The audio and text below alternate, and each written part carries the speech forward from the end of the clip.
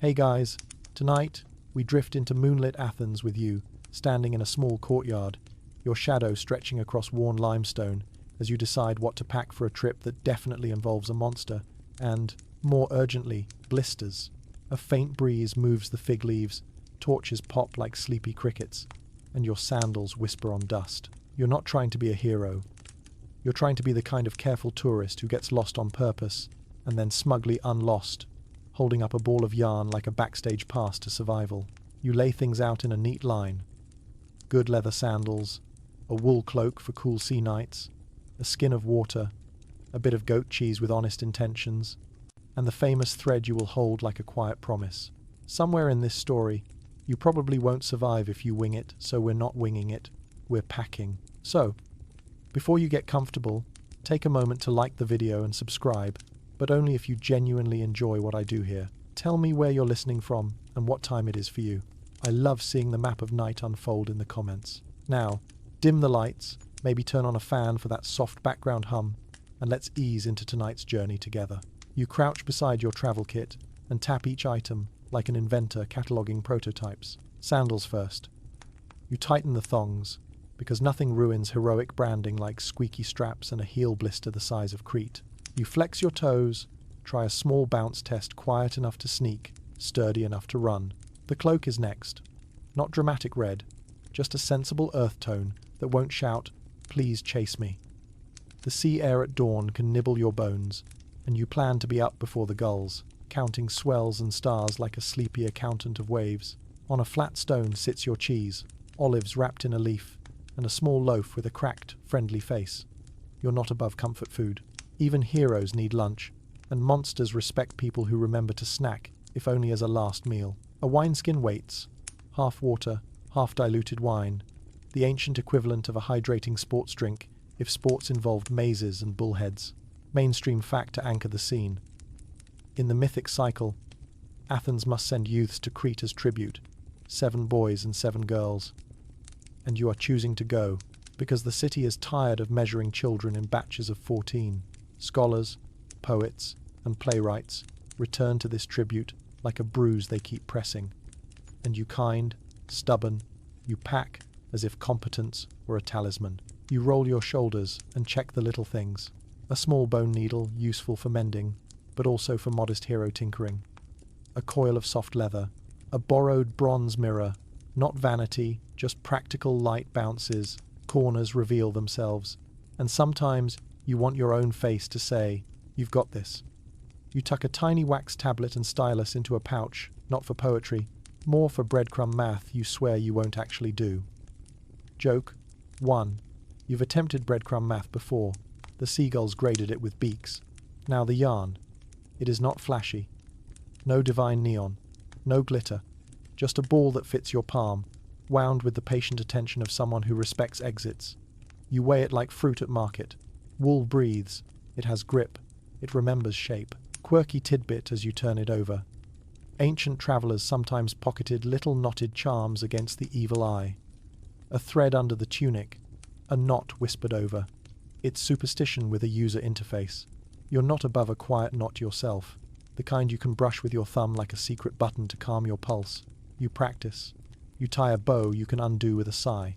You make a slip knot that listens. You loop the working end across your thumb, so it runs smooth but not free, the way a careful fisher lets line feed out without tangling itself into philosophy. The courtyard stones grow cool under your knees. A neighbor's cat observes with the judgment of a small priest. You try a test walk, thread anchored to a door ring. You step down the alley, around the olive press, past the well. The line kisses your palm and murmurs. You have a way back.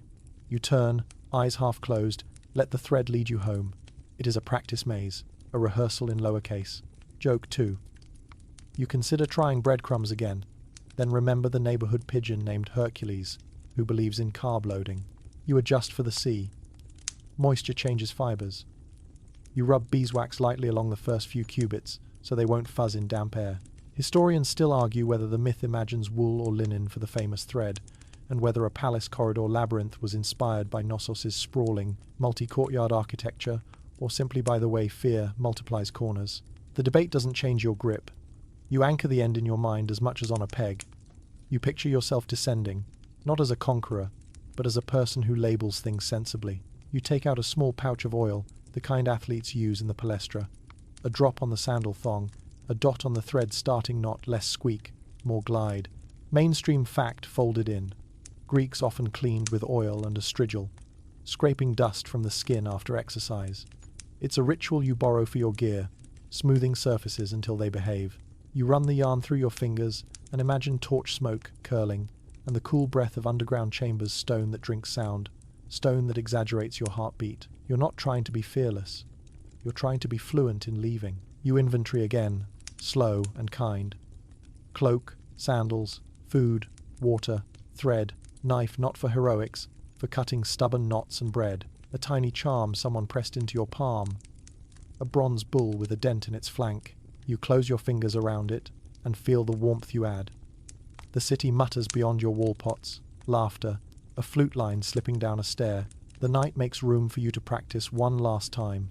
The thread brushing your skin like a patient teacher. You step to the threshold and look up. The moon sits on a corner of the sky, like a seal on a letter you haven't opened yet. You test your pack's weight. You tell yourself that clarity is a kind of courage, that knowing how to backtrack is not a failure but an art. You are a cartographer of humility. Joke 3. If anyone asks, you're not lost. You're previewing multiple routes for quality assurance. A steadying breath. And you fold in 2 quiet truths you've learned by lamplight. First, a ball of thread is a technology. It solves a problem with elegance, the way good tools do. Second, the world will not applaud your carefulness until it sees the headline you avoided. The Minotaur may snarl like a thunderstorm, but chaos often hides in the little things. A missed turn, a broken sandal, a knot that bites. You are not here for glory. You are here for exits. One more detail before sleep folds over the city. You stitch your name, not the loud heroic one, the softer home name, into the corner of your cloak. If you drop it, maybe it returns. If you fall asleep in a corridor, and let's be honest, torches hum like lullabies, that stitched name might be enough to remind you who is holding the line. And you keep close a simple historical anchor to steady your breath. Athenians really did revere stories of guidance, voyages, and clever returns. The festivals, the plays, the processions were ways of remembering pathways together. The myth sits among them like a lantern. You coil the thread again, round and sure, set it by the door, and lie down beside your pack. The stones cool further, the cat resigns you to fate, and the stars practice being reliable. Athens breathes, and you match it. In and out, in and out. You don't pray for strength. You ask for tidy knots, for quiet feet, for a mind that remembers to look back gently and mark home with every step forward. Tomorrow, the ship. Tonight, the discipline of rest, and the soft promise in your palm that says, you can go, and you can return. Dawn unbuttons the horizon, and you step onto the tribute ship with the black sails folded like bad news above your head. Tar warms under a thin smear of light. Ropes sigh. Gulls discuss breakfast with managerial conviction, and the gangplank counts your footfalls as if each step were its own contract. The hull smells of pine resin and salt and rumour. You run your fingers along the rail, feeling tool marks where someone cared, where a patient hand shaved a curve until it nested against water, the way a spoon fits a palm. Your pack settles between your ankles. The ball of yarn waits inside like a heartbeat you can pick up and listen to later. The crew moves the way practiced people move quietly, with chores that look like choreography. An older sailor has one eye that refuses to agree with the other about what life is, and he checks knots as if they personally owe him rent. A younger one hums something with too many notes and not enough confidence. You watch them as a student of exits. Where do they stash the spare lines? Where is the spare oar? Who carries a knife so worn it looks friendly? A black sail is loosened, and its shadow spreads over the deck, cool as a cave. Mainstream fact to pin this moment. In later Greek tradition, Theseus does indeed sail with black sails to Crete, a sign of mourning and a promise to change them to white on return, an early and catastrophic form of colour-coded status updates. The priest mutters a blessing, pouring wine into the sea, and the surface answers with a small slap like a polite guest. You stand still as the liquid braids itself away, thinking of your beeswax thread and how a line knows what to do when you give it a direction. The oars stretch out like ribs. You count their rhythm. Left, right, and when the coxswain taps wood with wood, the motion begins. Your knees learn the ship's mind. Bend, breathe, soften. The harbour slides behind you like a page turned with careful thumbs. You try to keep your gaze on the work of now stowing, bracing, learning the names of rigging so you can ask for help without pointing like a tourist at heaven. You practice the small chores they let you touch, coiling rope that remembers how it wants to rest, folding a corner of sail without making noise, handing a bucket at just the right tilt. Quirky tidbit floats in with the breeze. Mediterranean sailors sometimes painted eyes on their prows so the ship could see its way. You touch the prow's pupil and whisper an inside joke if it can see. Maybe it can also read your exit plan. The oars bite and release. The coxswain calls a light joke you can't quite catch, and you answer with a nod that translates to, "I'm listening to the sea first." The black sails go up, the cloth decides to be wind, and the ship leans into a future that nobody has promised will be kind. The gulls stay with you for a while, then turn back toward breakfast meetings you are glad to miss. A boy at the stern reties a thong on his sandal with more passion than success, and you see yourself there from last night, testing straps and practicing quiet footsteps. Joke 1. You consider offering him a session of intro to knots for people who don't want to explain to their mothers what happened. You scan the horizon and then the deck again, calibrating the practical math of returning. If the wind dies, how long under oar until morale turns into soup? If a line snaps, which backup hums closest to your hand? If panic rises, where does your breath go to kneel? Historians still argue whether this dark-sailed voyage remembers actual Athenian subservience to Minoan power, a Bronze Age political undertow, or whether it is a later story Athenians told about conquering fear with cleverness. The debate whispers beneath your feet like cold current. Either way, the ritual is heavy, and you choose to carry it with clean posture. You share a strip of bread, a sliver of cheese, water passed from hand to hand, the quiet generosity of people who know they may need one another later. A sailor with star tattoos on his fingers, little dots like grain, teaches you a quick hitch that releases with a tug. He grins when you copy it right the first time. "Good," he says. "You've got smart thumbs." You tuck the motion into your memory's pocket. The sun climbs, then softens behind a gauze of cloud. The wind changes angle, as if it wants to narrate. Your eyes remember the black above. Remember your promise that it will not stay black if you can help it. You think of signs and how cities read them. In your bag, the yarn stays coiled, but your mind feeds out scenarios like thread through fingers. You could tie small markers on deck grain of this knot here, stripe of leather there, so the ship itself becomes a rehearsal for a maze. Joke 2. You briefly test breadcrumb math again, then picture a dolphin attending the seminar with unreasonable enthusiasm. You settle for discreet practice, anchor a line to the rail, walk it around a mast, return by touch only, eyes half closed, listening to rope tell you the way. The helmsman is the kind who speaks to wood the way gardeners speak to beans. He asks the tiller for a favour and gets it. The wake writes silver sighs behind you. The islands step aside like polite guests at a busy doorway. The older sailor, with the rent-collecting gaze, shows you resined patches on the sail scar tissue, but proud. Mainstream fact again, tucked into the creek and swing. Ancient Greek ships commonly mix sail and oar, relying on square sails in fair winds and human backbones when Zeus had meetings elsewhere.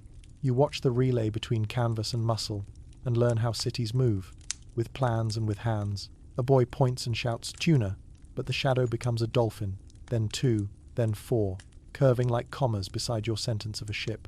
Someone claps, someone spits over the side for luck, someone blows a note on a reed pipe that surprises the day into smiling. The dolphins leave you with a flick. You feel lighter, not because of omens, but because motion and company are sometimes the same medicine. The priest dozes against a coil of rope, mouth open like a shell. You pull your cloak tighter and think of underground coolness, of how stone drinks sound and gives back advice. The black sails do their quiet work. They remind you not to decorate the present with lies. They are also a to-do list, pinned to the sky. Change these to white, you tell yourself.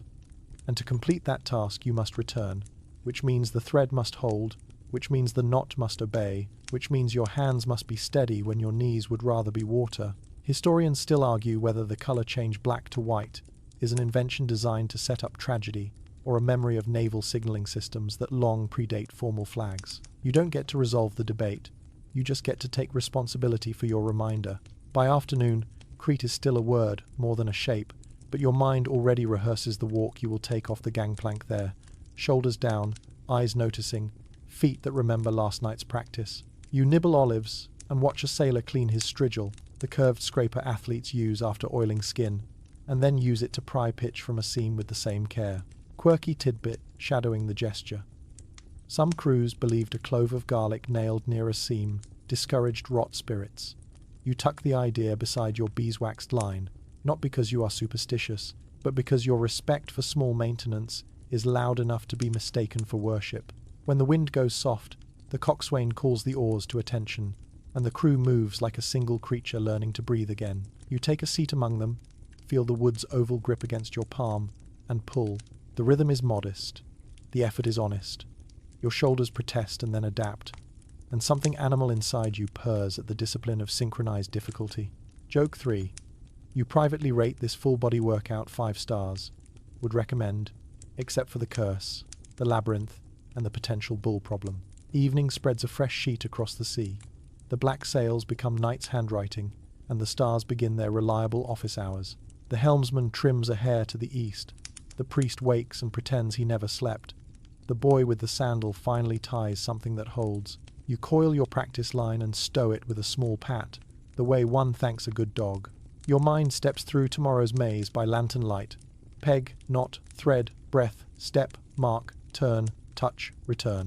You picture alarmed footsteps, dissolving into the tidy arithmetic of exits. Somewhere behind you, Athens has already lit its lamps. Somewhere ahead, Knossos keeps its own kind of lamplight, frescoes whispering bull strength, courtyards spelling out distance, corridors bending like grammar. The ship keeps a steady sentence, and you remain the quiet subject in the middle of it, holding to the plan that is less about killing a monster and more about shepherding yourself back through unhelpful corners. The black sails above you do not bless or curse you. They simply record your promise. You promise back, softly, I will change you. Water hushes the hull.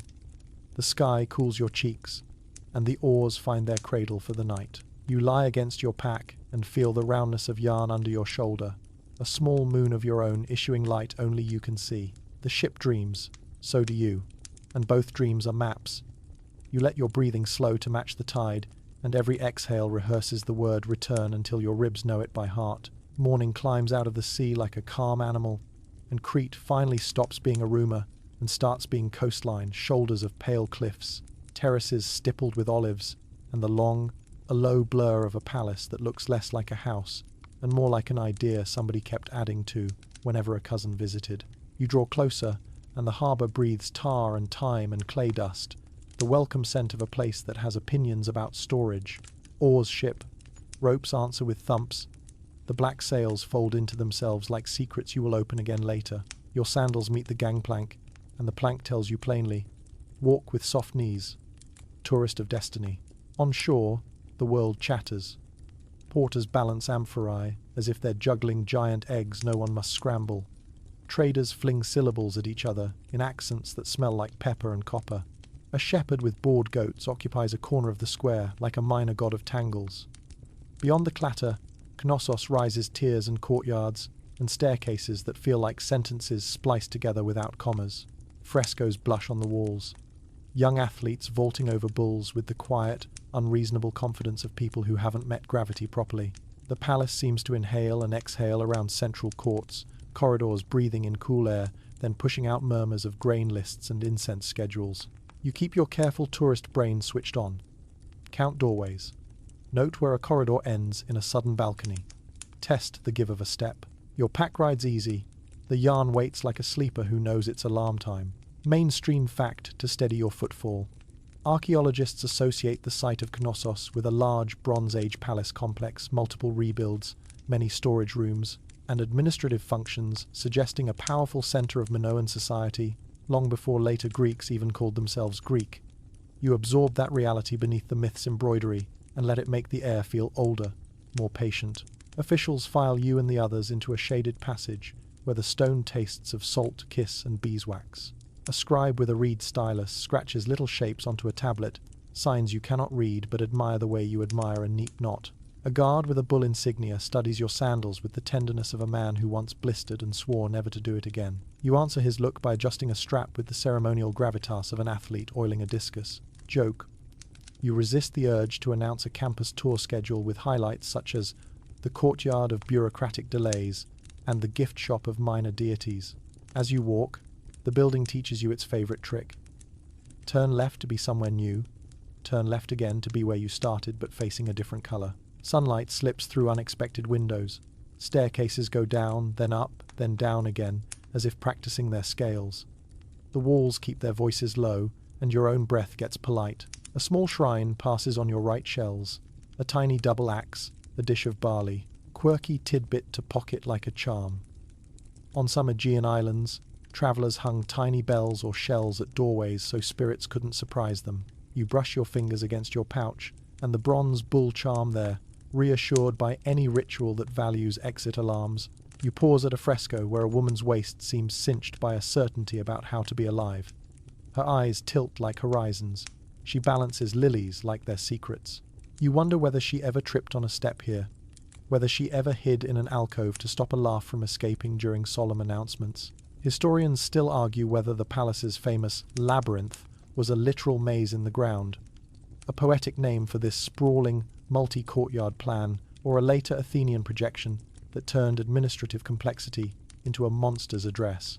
You don't need to settle it to feel the way the halls multiply like thoughts at midnight. You pass storerooms, rows of pithoi big enough to hide goats in, which you do not attempt because you like your dignity. The jars breathe old olives, wine ghosts, grain dust, things that keep cities from panicking. Your mind flashes to the line from your outline, supply chain nightmare, and you realize how true.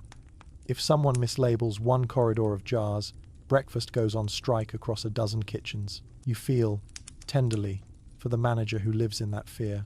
You also file it away as a metaphor. The monster may be claws and horn, but it may also be a spreadsheet left unsaved. At a corner landing, a boy with ink on his fingers tells a story while pretending not to. The architect Daedalus built it, he says, as if reciting a weather report. He made corridors that copy each other like cousins. He grins. Even the echoes don't know where to go. You want to hand him your beeswax thread and say, "Here, tell your mother that exits can be portable." Instead, you nod and adjust your pack so the ball sits closer to your spine, its roundness a constant back of the mind lullaby. You are ushered along a balcony that looks down into a court where men and women stretch like cats before a leap. A bull is painted there, mid-curve, mid-power, mid-metaphor. Someone beside you murmurs that the king's name is Minos, that the law here is neat and heavy, that the sea owes him obediences you cannot see. A priestess walks by, and you smell saffron and smoke. The guard with the empathetic sandal gaze motions you forward. His hand says, "Rules," but his eyes say, "I once forgot a spare thong and learned humility." A staircase to your left climbs like a looping thought. To your right, a corridor dips into cool dimensional grammar, turns, bends, filtered light. You study the plaster tool marks, seams, places where a workman's tiredness had a small opinion but was overruled by tidy bosses. Joke, too.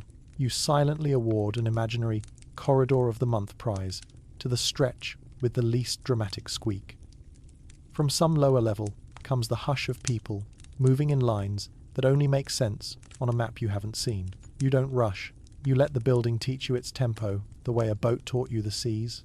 At a threshold, you halt. A steward in a soft robe, the colour of a cloud about to mind its own business, takes your measure. He notes age, height, the way you stand like someone who practices returning. He says the king will see the tribute later, that there are forms, that even monsters operate on schedules. He may be lying or not. You accept that bureaucracy and myth operate on the same time zone. You ask where visitors keep their personal items. He gestures toward a side room and says, "Nothing sharp." You nod and think, "Noted." And also, "Good thing my knife is for bread and brash knots." Inside the side room, hooks line the walls like a minimalist forest. You pretend to hang something important and test the wood. Will it hold a firm starting knot, if a line must be anchored here in some later evening, when plans become adjectives? Your fingers itch to practice. Your caution says, "Watch first." You watch. The palace watches back. Your breath counts in fours, and you imagine the cool threads of shadow along the floors as practice lines, already laid down by the sun. The smell of wet clay drifts by. Somewhere, a door shuts with a polite authority that suggests a responsible hinge. A guide leads the group to a platform that overlooks a lower court. From here, air rises in gentle packets, and your ears pick up two conversations. One about cattle deliveries, numbers, dates, a complaint about a lazy ox, and one about a small festival where youths will dance in a ring to teach their feet the memory of turning and returning. Mainstream fact to anchor this overlook. Later, Greek sources speak of dances and rituals associated with Ariadne, and with the labyrinth motif circles, patterns, steps that draw a map on the ground of how to leave and how to come back. You learn the choreography with your eyes and picture your thread as a dancer who never forgets the opening position. As you're shepherded back toward the north side, a breeze kisses your cheek from two directions at once, and you realize the palace controls air the way a musician controls rests. Gaps make the song. You tuck that into your pocket, because underground, you will need to remember where breeze comes and goes. A woman selling sesame cakes at a stall near the exit slips you one for a copper and says, "Sweetness for the road." Joke 3. You pay, take a bite, and decide that if the Minotaur does not respect snacks, you have no common language. You look up. On a higher terrace, a linen line flutters like lazy gulls. White squares, a domestic sky. For a breath-long moment, you see your promise to change sails reflected in laundry, and your mind steadies like a table under an honest bowl. The steward claps once. Time to move. Time to be assigned. Time to fit into a machine that believes it cannot jam. You roll your shoulders, press the bull charm in your pouch until its dent fits your thumb, and listen one last time to the palace breathe. The corridors will try to be clever. You will be kinder than clever, and more stubborn. When you step back into the sunlit court, Crete looks different. Not friendlier, not crueler, just practical. It runs on storage rooms and lists, on frescoes that encourage you to leap but also to land. You collect those messages as if they are stamps in a passport you never applied for and intend to use anyway. The harbour flashes between columns. Your ship waits, its mast pricking the sky like a punctuation mark you will get to choose. For now, you let the palace keep its secrets, and you keep your thread, quiet and round, ready to spell the word return, where the walls think you will only pronounce despair. You don't mean to eavesdrop, but the palace arranges eavesdropping like a catered event. Two workmen lean against a sun-warmed parapet, trading rumours in the shade of a staircase that goes both somewhere and nowhere, depending on your optimism. Their hands smell of gypsum and olive soap, and their voices ride the low hum of Knossos like bees on a slow shift. You linger with the studied innocence of a careful tourist examining a crack in the plaster that definitely requires prolonged attention. The men talk about Daedalus, the mind behind the corridors, the artist with a compass that behaves like a trickster god. Not a prison, one says, itching plaster dust from his wrist. An artwork you have to walk to read, the other snorts. Art is fine until it keeps you from lunch. You smile into your collar. Your ball of yarn presses the small of your back. A quiet yes to practical opinions. You look down into a courtyard where a steward tattoos the ground with sand lines, mapping some event with a stick that thinks it's a ruler. The palace itself seems to lean in to hear the gossip, lintels and columns cocking their ears. You follow their talk as if it were a thread fed out underhand. Daedalus designed corridors that imitate one another, they say. A family of hallways that share cheekbones. Some turns are meant to be friendly, others to behave like mirrors that don't show you. The men trade a story about a doorway that has two twins elsewhere. One floor down, one half a courtyard away. Steps count wrong on purpose. Breezes offer contradictory testimony. Quirky tidbit floats in like a moth to a lamp. Someone swears Daedalus etched tiny arrows for the house spirits on the underside of certain thresholds, so they wouldn't get lost and cause domestic mischief. You resist the urge to get on your stomach and look. A priest with a saffron cord glides past and drops another layer on the rumour cake. Daedalus wanted the space to behave like a ritual your body learns humility by being gently corrected by walls. He wanted wayfinding to be a character test, not a map. You will not be volunteering for any museum UX surveys run by this man. Joke 1. If Daedalus ever opened a department store, he'd put socks on floor 3 and the exit through a tasteful labyrinth of candles. Mainstream fact you hold steady like a level. In Athenian myth and later literature, Daedalus is the consummate craftsman credited with inventions, cunning devices, and lifelike statues, while the labyrinth becomes the great architectural riddle under King Minos. The Knossos you're walking carries that echo.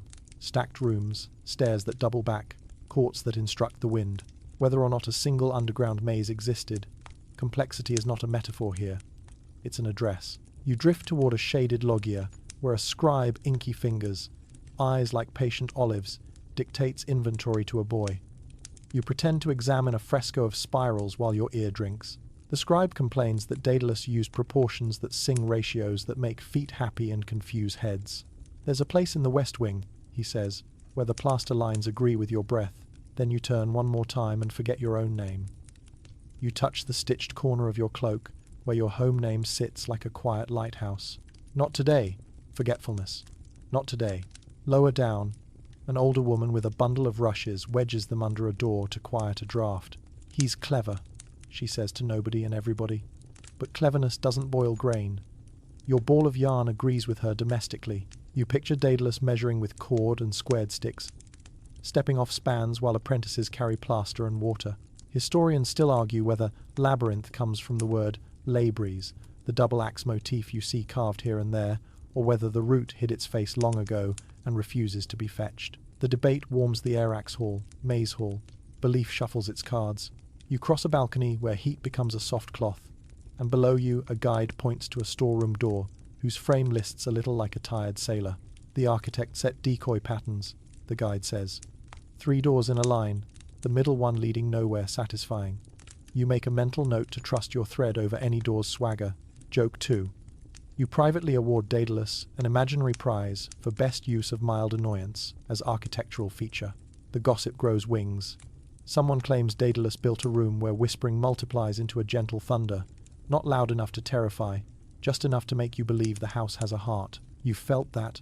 The palace breathes logic and misdirection. Someone else mentions moving statues. Old poets say Daedalus's figures needed to be tied down, or they would walk off like bored goats. Quirky, yes, but also a warning. Here, even stone pretends to be alive, and you must not trust stillness to remain still when fear nudges it. You rest in a slice of shade beside a stairwell and examine the joints in the stone. Tool marks, patient, parallel, thin as thought. Beeswax in a seam where some mason kissed a floor into obedience. You trail a finger along the edge until grit writes a small message on your skin. Hold the line, literally. You imagine Daedalus's tools, plumbobs, humming like pendulums, lines smelling of flax, strategies with nicknames. You imagine him solving and resenting the king at the same time, the way clever people resent being asked for cleverness that hurts others. An overseer argues with a porter about routes. Take the north passage. No, the east. No, the lower stair, you fool. You watch them point in opposite directions that somehow both feel true. Historians still argue whether Knossos' complexity is an accident of centuries of rebuilding, or a planned choreography intended to manage heat, crowds, and ceremony. You'd believe either.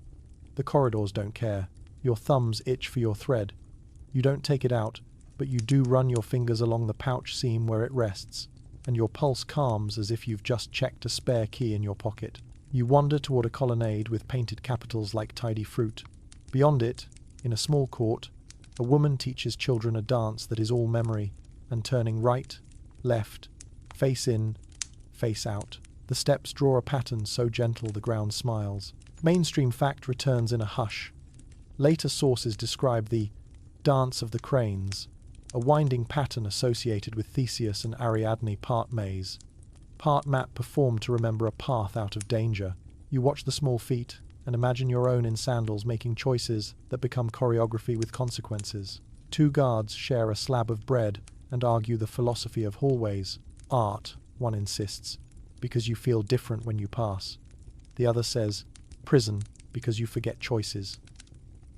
You note a third option, excuse for terrible wayfinding, because somebody will always blame the architect instead of asking for better signs. Joke 3. You picture a discreet plaque. You are here, probably mounted by Daedalus with a wink. You decide the answer is yes.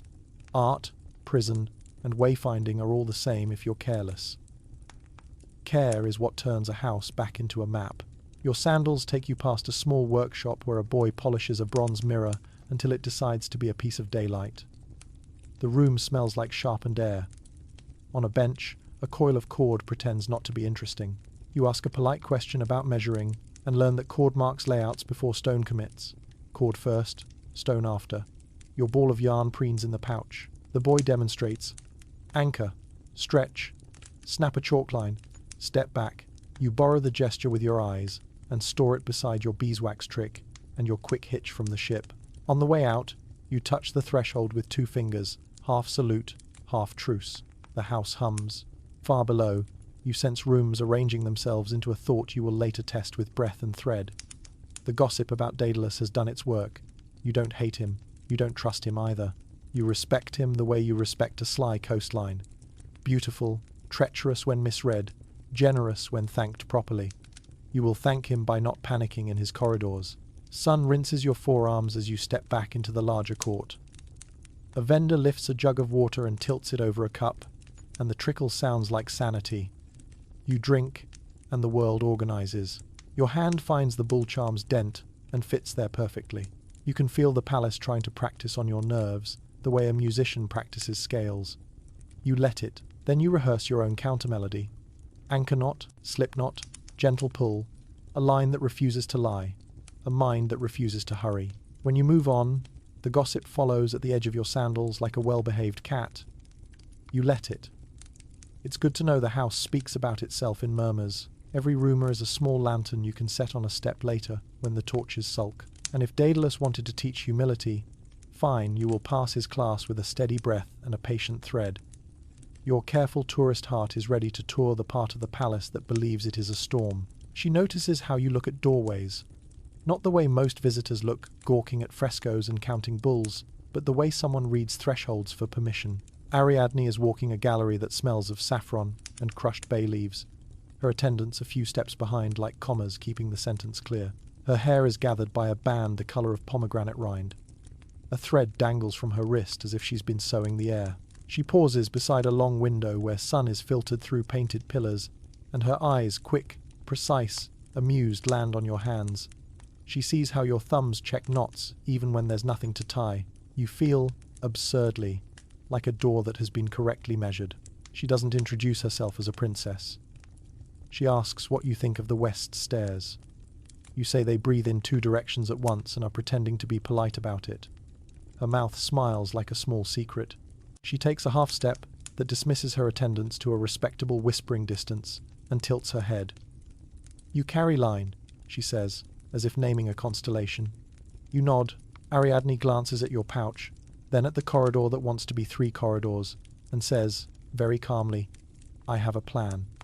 And it is made of wool, not prophecy.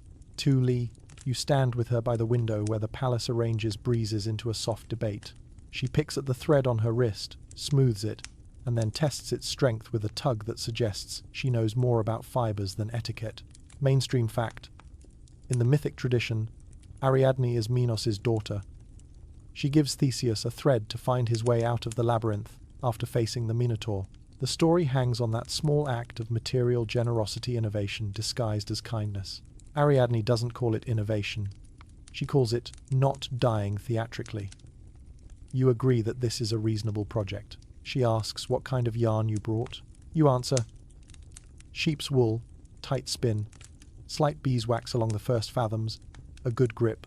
She nods like a craftswoman, not a princess, and says the palace stores keep better long staple fleece, dyed with madder to a stern red that shows up even by torchlight.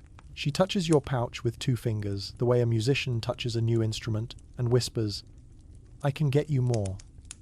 The words are simple. The risk is not. You both look at the floor for a moment, admiring the way the sunlight draws a grid you could map if anyone let you. Joke 1. You resist the impulse to offer her a loyalty punch card. Help a hero 5 times. Get the 6th rescue free. Oh. Ariadne leads you, not by the hand, but by confidence. She knows the shortcuts that feel like long cuts until they spill you into a quiet courtyard with a laurel tree doing an excellent impression of shade. An old woman sits with a basket of spindle halls, little discs carved with patterns of waves and spirals. Ariadne asks for a particular basket, and the old woman, without looking up, says, You're early. The princess smiles. So is fate. You catch your breath at the economy of it, nothing so loud as rebellion, everything so precise as help. In the corner stands a low table with a small loom that has clearly seen more stories than ceremonies. Ariadne takes a skein of deep red and lays it out like a line of poetry you're supposed to memorize. "Breadcrumbs are for gulls," she says, and you almost apologize to the seagull named Hercules. "Powder marks," she continues. "Smudge. Chalk obeys air, not you. But wool listens." She loops the end around the leg of the table and ties the gentlest anchor knot, a domestic cousin of the hitch's sailor's trust, quirky tidbit to store beside your wax. Some island households keep a travel thread, a cord blessed at the household shrine and touched before journeys, a small portable promise that doors will open. Ariadne's fingers make that kind of promise while pretending to demonstrate craft. She asks you to show her your slip knot. You do, cautiously, like singing in front of the composer. She adjusts it by a finger's width and murmurs, "There, now it will pay out without sulking." She teaches you a tiny trick: double the line around your thumb in a figure eight when you turn sharp corners. It stops twist from turning into tantrum. You practice, matching her rhythm. The laurel leaves gossip overhead about weather and weddings. You remember the ship and the black sails and the priest who pretended not to nap. Suddenly, this courtyard smells like the only sensible thing in the world: preparation. "Tonight," she says, and the word is a stone tossed in a clear pond. "The ripples are schedules you can't yet see. I can bring you to the northern service door. I will give you the thread. You will anchor here." She taps a place on a rough sketch she draws with a charred stick. "And here, and here. You will not hurry the line. If you panic, breathe on your thumbs." She holds up her own thumbs, as if to demonstrate oxygen. Joke 2. You promise to breathe on your thumbs. So often they'll file a complaint about overhydration. You ask why she's doing this, though the script already wrote her answer centuries ago. She considers your question as if it were a delicate vase. "Because the house is too proud," she says at last, "and because the story is already heavy with boys' names." She shrugs in a small private rebellion. "Also," and here her eyes go briefly to the horizon, where the sea files light away, "because mercy is a hobby I'm not ashamed of." Historians still argue whether Ariadne helped for love, for politics, as a priestess following a rite, or as a later addition to an Athenian tale that wanted a clever woman in its machinery. You don't argue with any of the theories. You say, "Thank you," and mean it like a vow. She threads a length of the madder red into a small bone bobbin and shows you how to let it kiss the ground without marrying it. "If the maze floors are damp," she explains, "lay the thread on the shoulder of the corridor, not the belly." You warm to her metaphors. She speaks like someone who has walked the house until the house told her its real name. She ties the bobbin to her bracelet as if performing a domestic rite, and for a moment the bracelet and the thread and her wrist are a single idea about exits that the palace would prefer not to overhear. A servant arrives, pretending to deliver sesame cakes.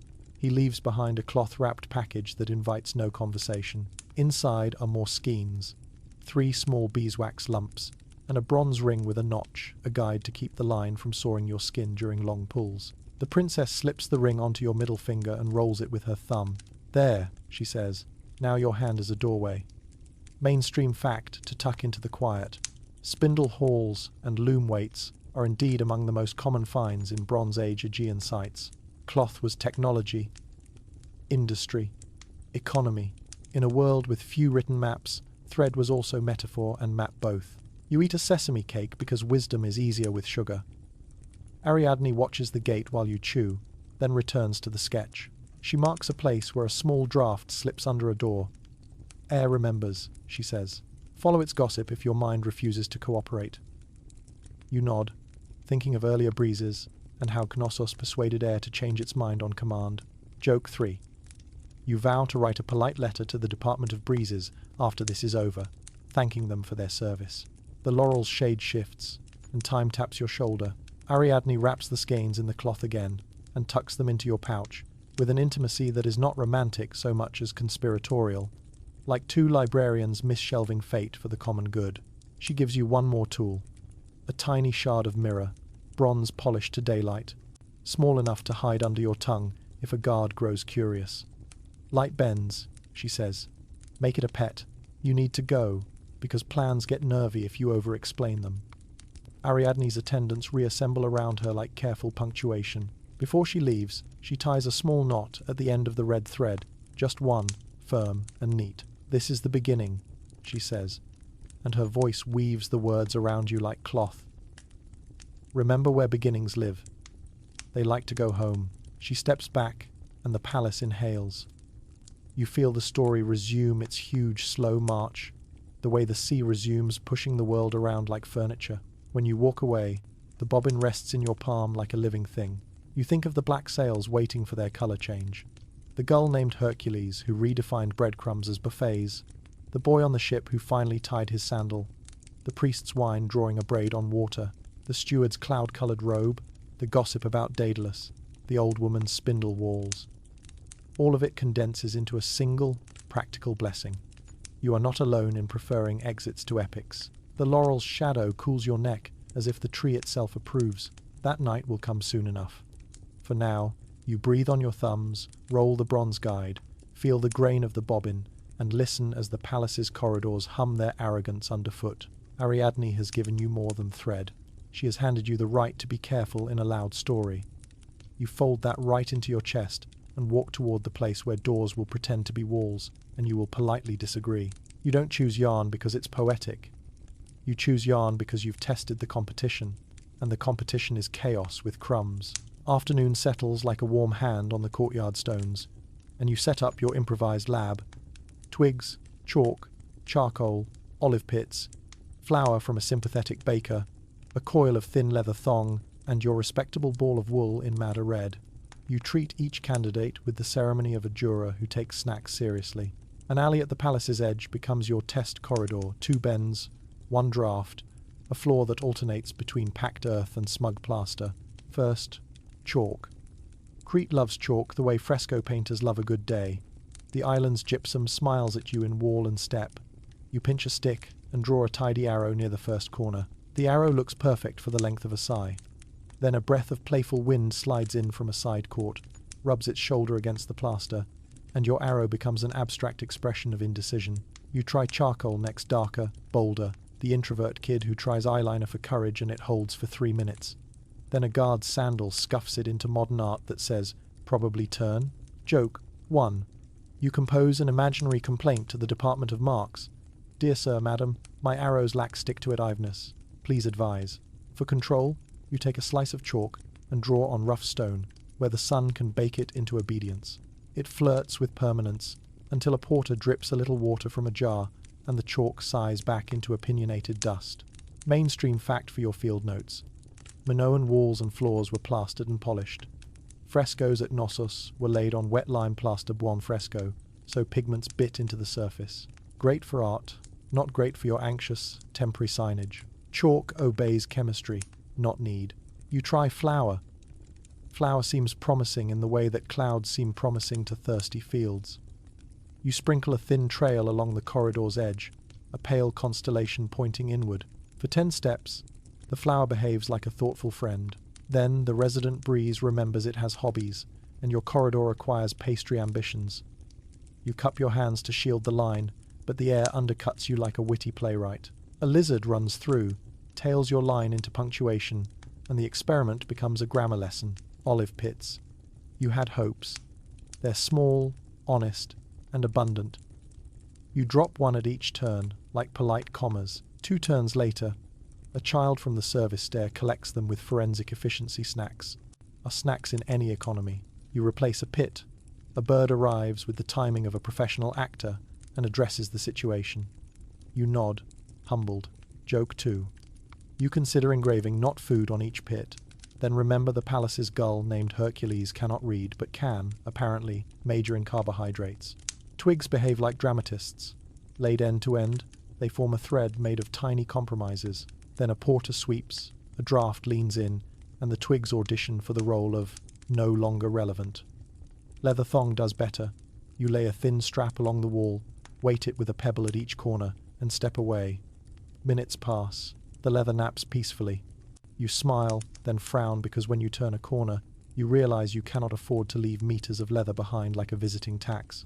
And leather wants to curl when you're not looking, the way hair curls in humidity and friendships curl under gossip. You borrow a reed pen and paint a discreet arrow using watered wine. The arrow looks debonair and smells like a symposium. Then it fades into shy blush.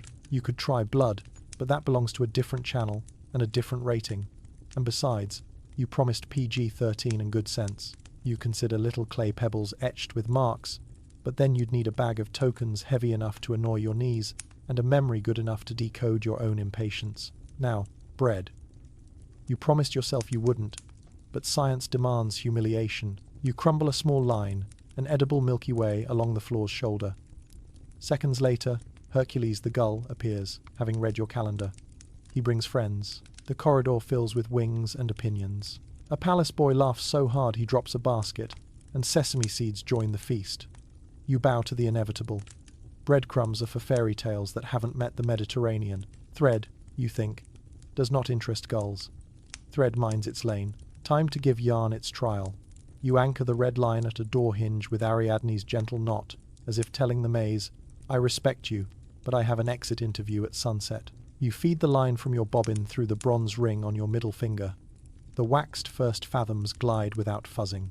You lay the cord along the corridor's shoulder, Ariadne's shoulder, not belly, and it rests against the wall like it belongs to the architecture's childhood. At the first corner, you double the line around your thumb, figure 8, turn, and the thread does not twist into tantrum. It behaves, you breathe on your thumbs, not because magic occurs, but because calm wrists tell calm stories to string. Quirky tidbit for your notebook. There's a folk practice on some islands where travellers tie a memory knot in a cord before leaving home. When they return, they untie it and burn the thread, so the road forgets their steps. You don't know if that's real here, or hearsay you've adopted for comfort. But as you tie your own tiny "I began here" knot, you feel the superstitious kindness of it hover in your ribs. You try 2 more corners. The thread pays out without judgment. A scullion girl trips over nothing, catches herself on the wall, and your line doesn't budge. It shrugs like a seasoned doorman. You add rigor. Eyes half closed, you walk forward by touch and breath, one hand skimming the wall, one hand feeling the thread. You stop at the second turn, pivot, and let the cord explain the route back. The thread does not argue. It hums a soft tune of here, here, here. You retrace to the hinge without an opinion about whether this is glamorous. It is not glamorous, neither is living. You nod to the hinge, thank the corridor for services rendered, and rewind your bobbin with the patience of a librarian reshelving maps. A steward wanders by, notes your experiment, and says nothing, just raises an eyebrow that translates to, if you must, you must. You try variations. Thread slightly raised off the floor using tiny wedges of reed, in case of damp. Thread lightly dusted with ash to spot breaks. Thread looped around nail heads with slack measured to the finger width so it doesn't snag. Each arrangement commits to reality in a way chalk could only promise. Historians still argue whether Theseus's thread was a literal cord, a metaphor for a remembered sequence of rites, or an Athenian stage direction that turned smart blocking into legend. You're happy to be the literalist here. Metaphors don't hold when knees shake. For sport, you run one last comparison. You write a tiny mark on the wall at ankle height using soot and oil, the kind a sleepy person wouldn't notice. 10 minutes later, the mark has smudged into the ghost of a thumbprint. Meanwhile, your line remains where you put it, crisp as a good decision. The palace breeze returns like a distracted cat and fingers the thread. It doesn't move. Joke 3. You imagine interviewing the breeze. What's your stance on yarn? And the breeze answering, respectfully neutral. You jot a final datum. Wool accepts memory. You can see the slight set where it took a corner, the delicate curve it keeps as if to say, we turned here once. Leather resists memory until it thickens. Chalk refuses memory unless it's granted a shrine. Breadcrumbs outsource memory to anyone hungry. Yarn says, I'll remember quietly. You go do the loud part. Mainstream fact to close your trial. Bronze Age Aegean households were textile engines. Spinning and weaving were daily technology, walls and loom weights everywhere in the ground. If any civilization knew the tactical power of fibre, it was this one. You gather your failures with a tenderness that belongs in a kitchen drawer.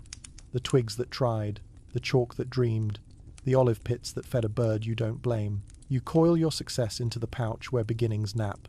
When night comes and the corridors practice being endless, you won't ask chalk to be what it isn't, or bread to disobey its calling. You will ask yarn to be itself, a polite line that minds its lane, that listens to hands, that carries home in its belly. As you rise, the floor holds your shadow like a careful sentence. You rehearse the sequence once more: anchor, pay out, corner, breathe, return until your thumbs feel like old musicians and your bobbin thinks it's a lullaby.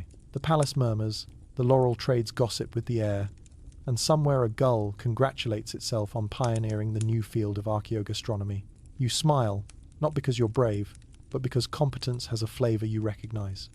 You have chosen thread for reasons that would satisfy both a craftswoman and a poet, a sailor and a librarian. And tomorrow, when the corridors test your patience, your line will answer for you like a friend who knows your house better than you do. Dusk slides down the palace like warm honey, and you claim a quiet corner where a step remembers feet but not names. The laurel you practiced under earlier leans its shade a little farther, and the air takes off its heat like a hat. You spread your kit on a smooth bench, the bobbin of madder red, a spare length of undyed wool, the bronze ring that turns your middle finger into a doorway, and a short strip of leather to keep your palm from learning blisters it never asked for. You're not courting heroism. You're courting obedience from knots, from breath, from nerves that think drama is a hobby. Anchor first. Ariadne's gentle tie around a dowel sunk in the bench leg, the line seated low, snug as a good thought. You test the set with a slow, lean, weight through hips, shoulders relaxed. The knot answers with the small confidence of a shopkeeper who has exact change. You let out 3 arm spans, making the thread hum lightly against the stone. Then you begin the lesson your hands came for. Humble loops that behave under pressure and repent quickly when released. You start with the useful lyre, what sailors will later call a reef knot, 2 overhands stacked like well-behaved neighbors, right over left, left over right, laid flat, no sneaking into a granny. You tighten and listen. No twist, no spite. You tug, then slip the tail and let it fall open with a sigh. Again, again. You practice eyes half closed, because underground you'll want your fingers to read what panic tries to censor. Joke 1. You whisper to the knot. I admire your commitment to monogamy. No granny substitutions tonight. Next, you train the line to trust a loop that doesn't run away your old friend in any exit story. The standing loop you can untie after work. A bowline's great-grandparent. You wrap the line around itself and form a circle that says, step through, I'll wait. Thumb presses, tail tucks, the loop dresses neatly. You pull on the standing part, and the loop keeps its shape like a memory that refuses to fray. You place it against the dowel, lean, and smile when it holds without sulking. Then you teach it to come undone without insult, nail under the nape, a nudge, a quiet undoing. You repeat until your fingers stop narrating and start remembering. You break to rub beeswax into the first span, working it in with the patience of someone buttering bread for a friend who showed up late and apologetic. Quirky tidbit to keep the evening company. There's an old island habit of passing a cord through incense smoke before travel, not quite a blessing, more like teaching the line to smell like home. You don't have incense, but laurel and dusk make a fine substitute. You draw the thread through the leaf-sweet air and pretend the house is agreeing to be kind. A pair of boys drifts past, arguing whether the minotaur snores. One snorts, "Of course it snores. All bulls snore." And the other says, "My uncle's ox breathes like a polite accordion." Their footsteps fade. The stone remembers silence. You wrap the thread across the bronze ring and practice paying it out while turning 90 degrees. The figure 8 on your thumb that Ariadne insisted would keep twist from growing teeth. She's right. The line glides around the corner of your hand, and nothing snarls. You breathe on your thumbs for the ritual of it, and because your body responds to silly rituals with reliable calm. Mainstream fact to settle you deeper into the bench. In Greek antiquity, the Heracles knot, 2 interlocked overhands, was used as a protective charm and as a wedding fastening, tied on belts and loosened by the spouse as part of the ceremony. The knot promised binding that was strong but willingly released, protection that did not turn into prison. You tie it now, not for marriage, but for the same theology. Strong when needed, gentle when asked. The cord sits on the bench like a thought that knows its place. You try lashings next, tiny cousins of the ones you saw on the ship. Quick ties to hold a line against a peg or rail without chewing itself into misery. Half hitches laid in series, then snugged, then tested with a steady pull. The first time, your hand is overeager, and the hitch leans. You reset, slower. The second time, the hitch lies straight and breathes. You count a tempo 1, 2, quiet so later. When torches, smoke and echoes retry their tricks, your fingers can ghost the pattern without asking permission from the upstairs committee. You train your mistakes too. Tie wrong on purpose, then feel the wrongness in the lay-crossed strands that bite. A tail that points in the direction of future swearing. Undo, retie, and listen for the smooth. The laurel leaf above you clicks in the breeze like a metronome. The palace beyond your alcove rehearses its evening voices, pots, a soft goat complaint, the whisper of sandals that don't want to be noticed. You place a small stone on the loop and pretend it is the weight of fear. You test whether the knot holds without dramatizing the trial. It does. You undo it kindly. Historians still argue whether the thread you carry was a mariner's craft repurposed for holiness, a priestly rite disguised as domestic foresight, or a later storyteller's Boy Scout, avant la lettre, the past reverse engineering modern neatness into myth. You smile into the debate because breeze and dusk don't care. What matters is that your hands can tie in the dark and untie without words. You award the question a ribbon and put it back on the shelf. The corridor tomorrow won't grade you on theory, only on whether you remembered where beginnings live. You practice blind. Eyes closed, fingertips reading the chord like a dear friend's handwriting. Loop, standing part, tail, dress, then a hitch around the dowel, snug, snug, check. You count breaths as measures, 4 in, 4 out, and tuck a half turn where your pulse wants to run. Joke 2. You promise your future self a well-earned nap, and possibly a medal for excellence in over-preparation. Somewhere nearby, a flute tries 3 notes and gives up. You forgive it. Your mind drifts to tomorrow's anchor points, the service door Ariadne sketched, the hinge you tested, the nail heads that welcomed your practice. You work through where you'll tie which. Quick release near danger, stubborn loops where panic will want to gnaw. You thread a tiny bead of ash along a section, just enough to show a break if it happens. Then you test the bronze ring again, gliding the cord through as you turn your wrist. No bite, no burn. The ring warms to your skin as if it has chosen you. You flex, not in pride, but in gratitude. 2 old workers plaster dust in the creases, laughter filed under low-risk shuffle past, and approve silently. One taps the knot with a knuckle and nods. He doesn't say, "This is how my father tied bundles for the pithoi," but you hear it anyway. Mainstream fact returns like a steady drum. This island ran on storage, on jars and cords and seals. The linear A signs you can't read were married to knots in string that sealed the tops of vessels and recorded what mattered. Textiles and ties were accounting as much as art.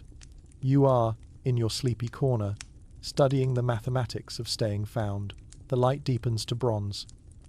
You give yourself a pop quiz. Tie 3 you trust, eyes closed, then walk 10 paces and return by feel, undoing each in order. Anchor, slip, loop, release.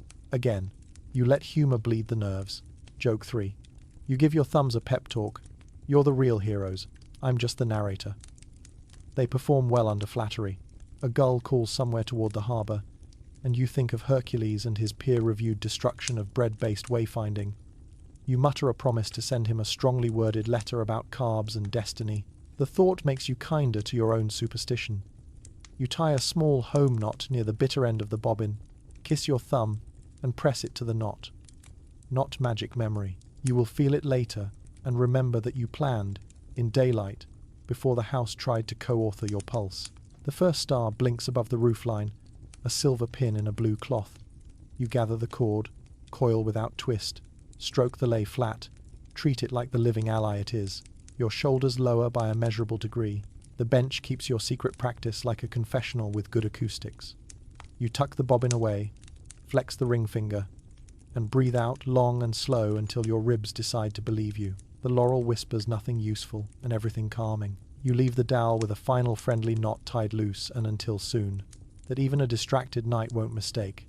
You stand, roll your neck, listen to the house, breathe.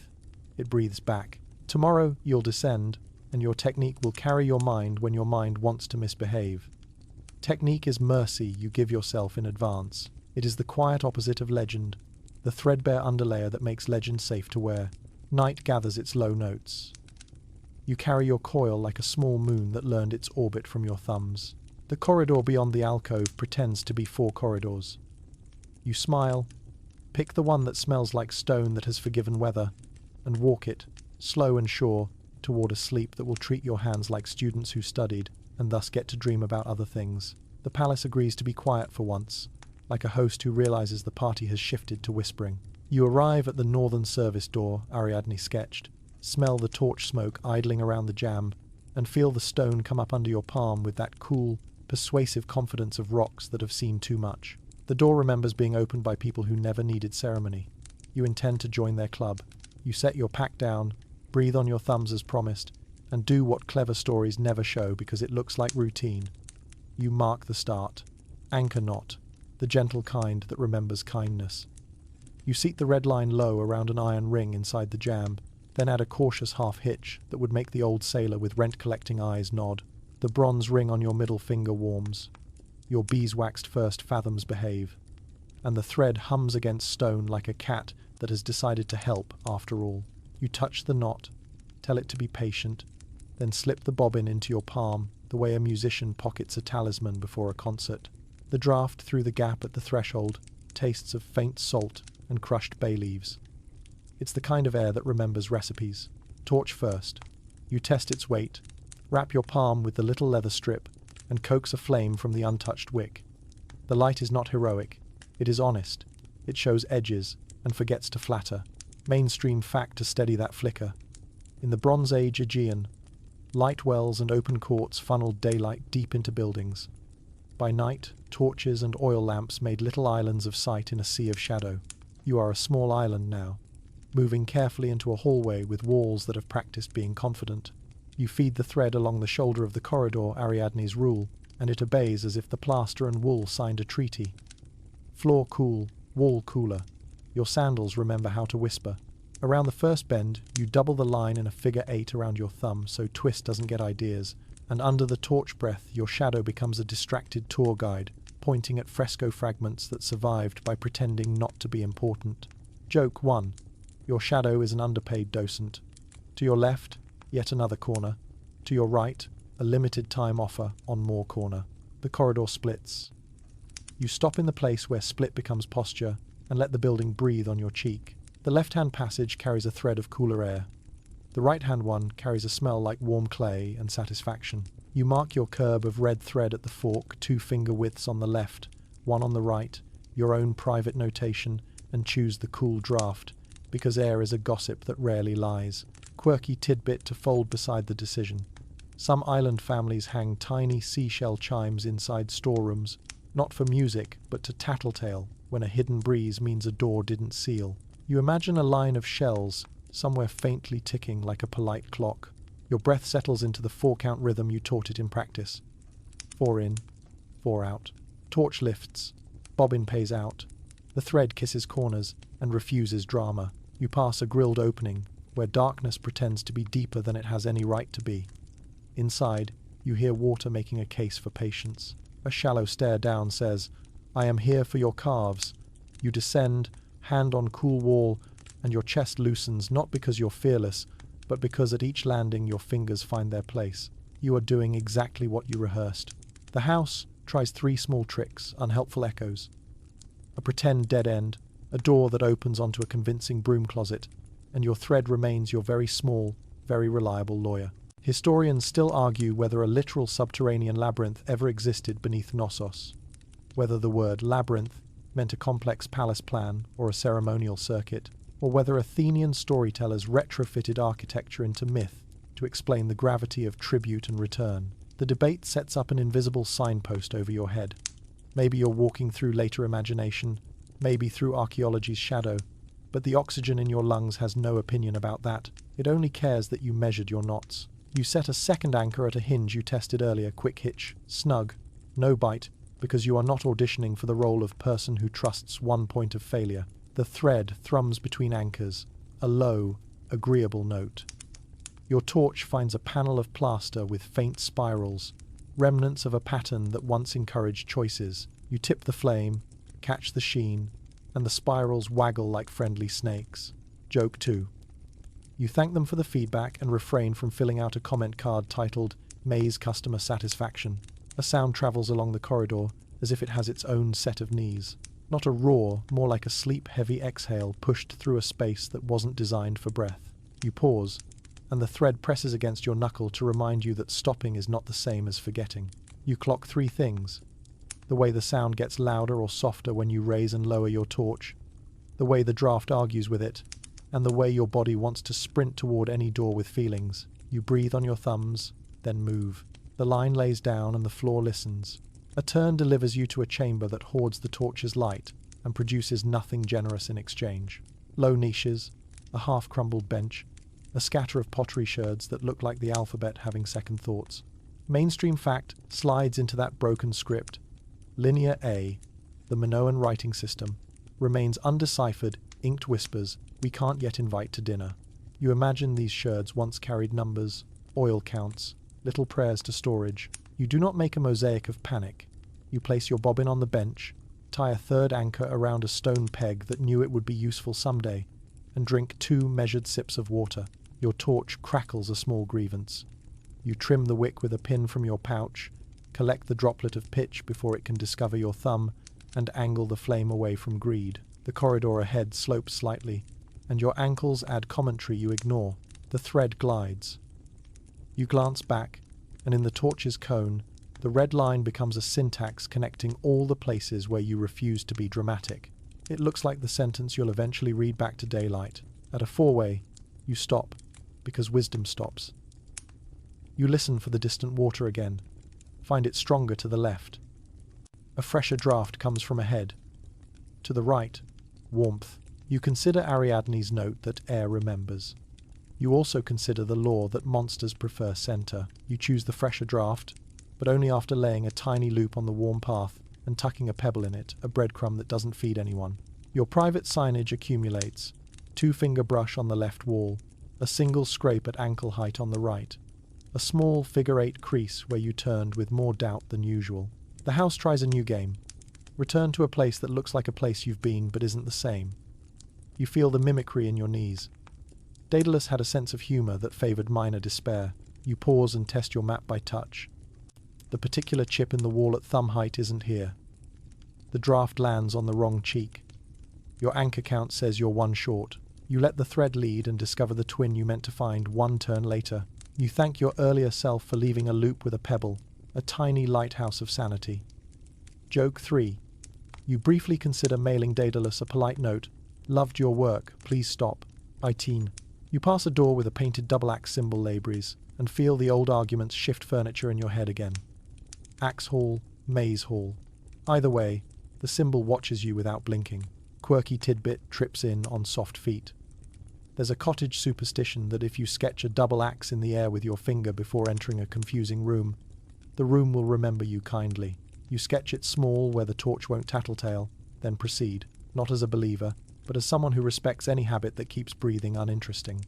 Ahead, a long corridor becomes the kind of straight that invites trouble. Your feet want to hurry. You do not. You measure with patience, counting door frames in tens, laying the thread with soft hands. The torch pops. You accept its opinion. When the far wall finally arrives, it does so with a humility that almost makes you like it. You set a last anchor before the next bend, tug the line. Once hello, are you listening? And receive that quiet, physical answer. Yes. You stand for a moment and let the hush stack up around you like folded blankets. Your shoulders release a knot you didn't put there on purpose. Somewhere behind, your first knot waits at the door. Between that beginning and your hand is a red sentence that spells safety 1 touch at a time. The labyrinth can posture all it likes. Your thread is fluent in home. You lift the torch and turn, not toward anything dramatic, just toward the next careful footstep. The corridor inhales. You exhale. The line hums. Onward, exactly as planned. You don't rehearse heroics, you rehearse competence. Down here, torchlight taut over stone, you build a small classroom out of breath and thread. The corridor widens into a room that pretends not to have opinions. You give it 1. This is a practice hall. Your red line runs along the shoulder of the wall, anchored at 2 sturdy places like sentence brackets. Between them, you will learn the choreography of not dying theatrically. First, feet. Fear makes feet invent new religions. You return them to old ones: angle, weight, pivot. You draw a tiny cross on the floor with a coal nub. Center, forward, left, right. You settle over the center point and feel your knees become cooperative hinges. Forward step is quiet heel to ball. Retreat step is ball to heel, so you don't announce your panic to stone. Left pivot is a whisper. Right pivot is a suggestion. You practice until the chalky cross is a memory under your soles, and your toes stop auditioning for the role of rock collector. Torch on a ledge, both hands free. You lift your travel cloak and fold it over your forearm, thickened leather strip beneath, turning cloth into a cousin of a shield without pretending you're the kind of soldier history never promised you'd be. The bronze ring is warm, thread fed through, bobbin tucked so it pays smoothly if you need to back away. You test a parry with the cloak sweep across your face, elbow forward, wrist soft, and feel the air you move become a small wall. Not iron, not myth, just enough. Mainstream fact to keep your nerves in their lanes. At Knossos and other Minoan sites, frescoes show bull-leaping athletes vaulting over a charging bull, hands on horn or back, bodies arcing like grammar that wants to be poetry. Whatever else this place means, it loves footwork and timing.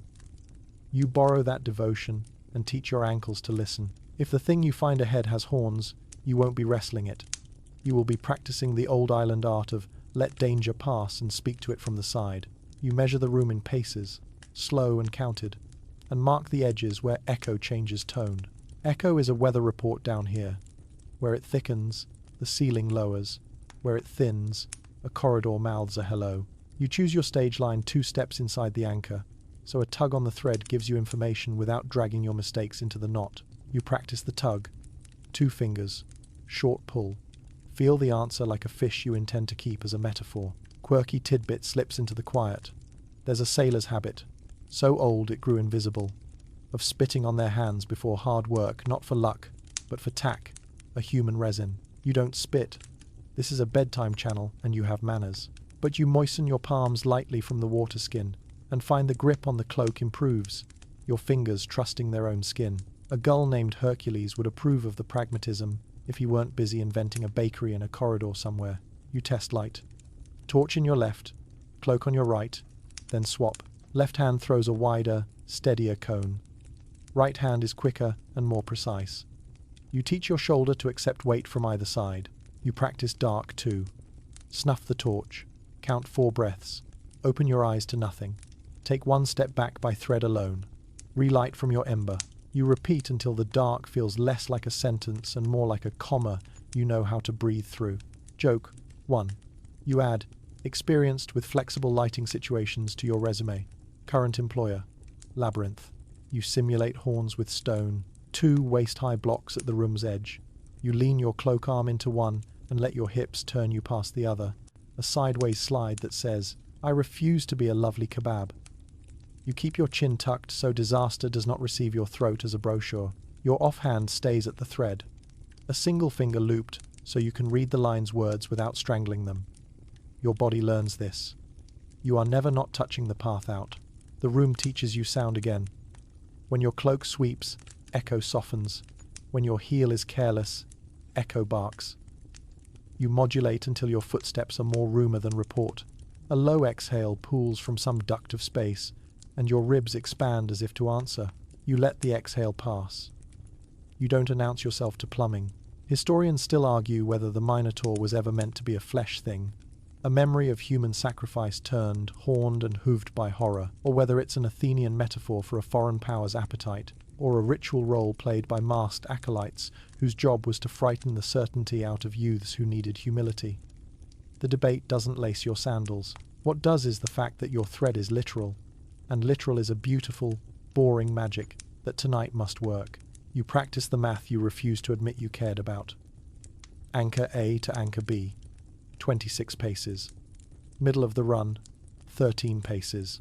Retreat speed at your calm walk, a count of 16 to return. At a careful backwards jog, a count of 9. You try both. Eyes half shut, cloak ready, thread reading through the bronze ring with a delicate purr. You memorize. At 9, the first anchor grazes your hip. At 3, the ring kisses the jamb. You are writing a recipe for surviving your own pulse. Torch back in hand, you rehearse distraction. Toss cloak low and to the side. Let fabric make a rumour of body where no body is. Step opposite, small and precise. while your offhand keeps the line honest. You retrieve the cloak with a toe, swing it up, re-shoulder, and you are still home. Joke 2. You name the move the Ariadne because it is practical and beautiful and likely to be stolen by future dance instructors. A scrape, not your scrape. Farther down, left-hand corridor. The sound is the language of hoof or heel against stone, but the grammar is weighted. You lower the torch until the flame learns humility and watch the dark for movement like a patient accountant watches a ledger. Your heart, unpublished drummer, tries for heroic tempo. You demote it back to metronome. 2 breaths. 3. Nothing. You learn the shape of nothing and file it under fine. You take stock of tools that are not weapons but could speak. A small knife for bread and brash knots, its edge honest but not theatrical. A shard of mirror the size of a prayer, ready to bend light around a corner with the irreverence of a magician's apprentice. A pouch of ash that will make a quick, dirty cloud if thrown into an eye that expects honor. You will not stab your way to a moral. You will buy time and spend it walking backward correctly. Mainstream fact returns like a page you dog-eared. The double-axe labris recurs in Minoan imagery.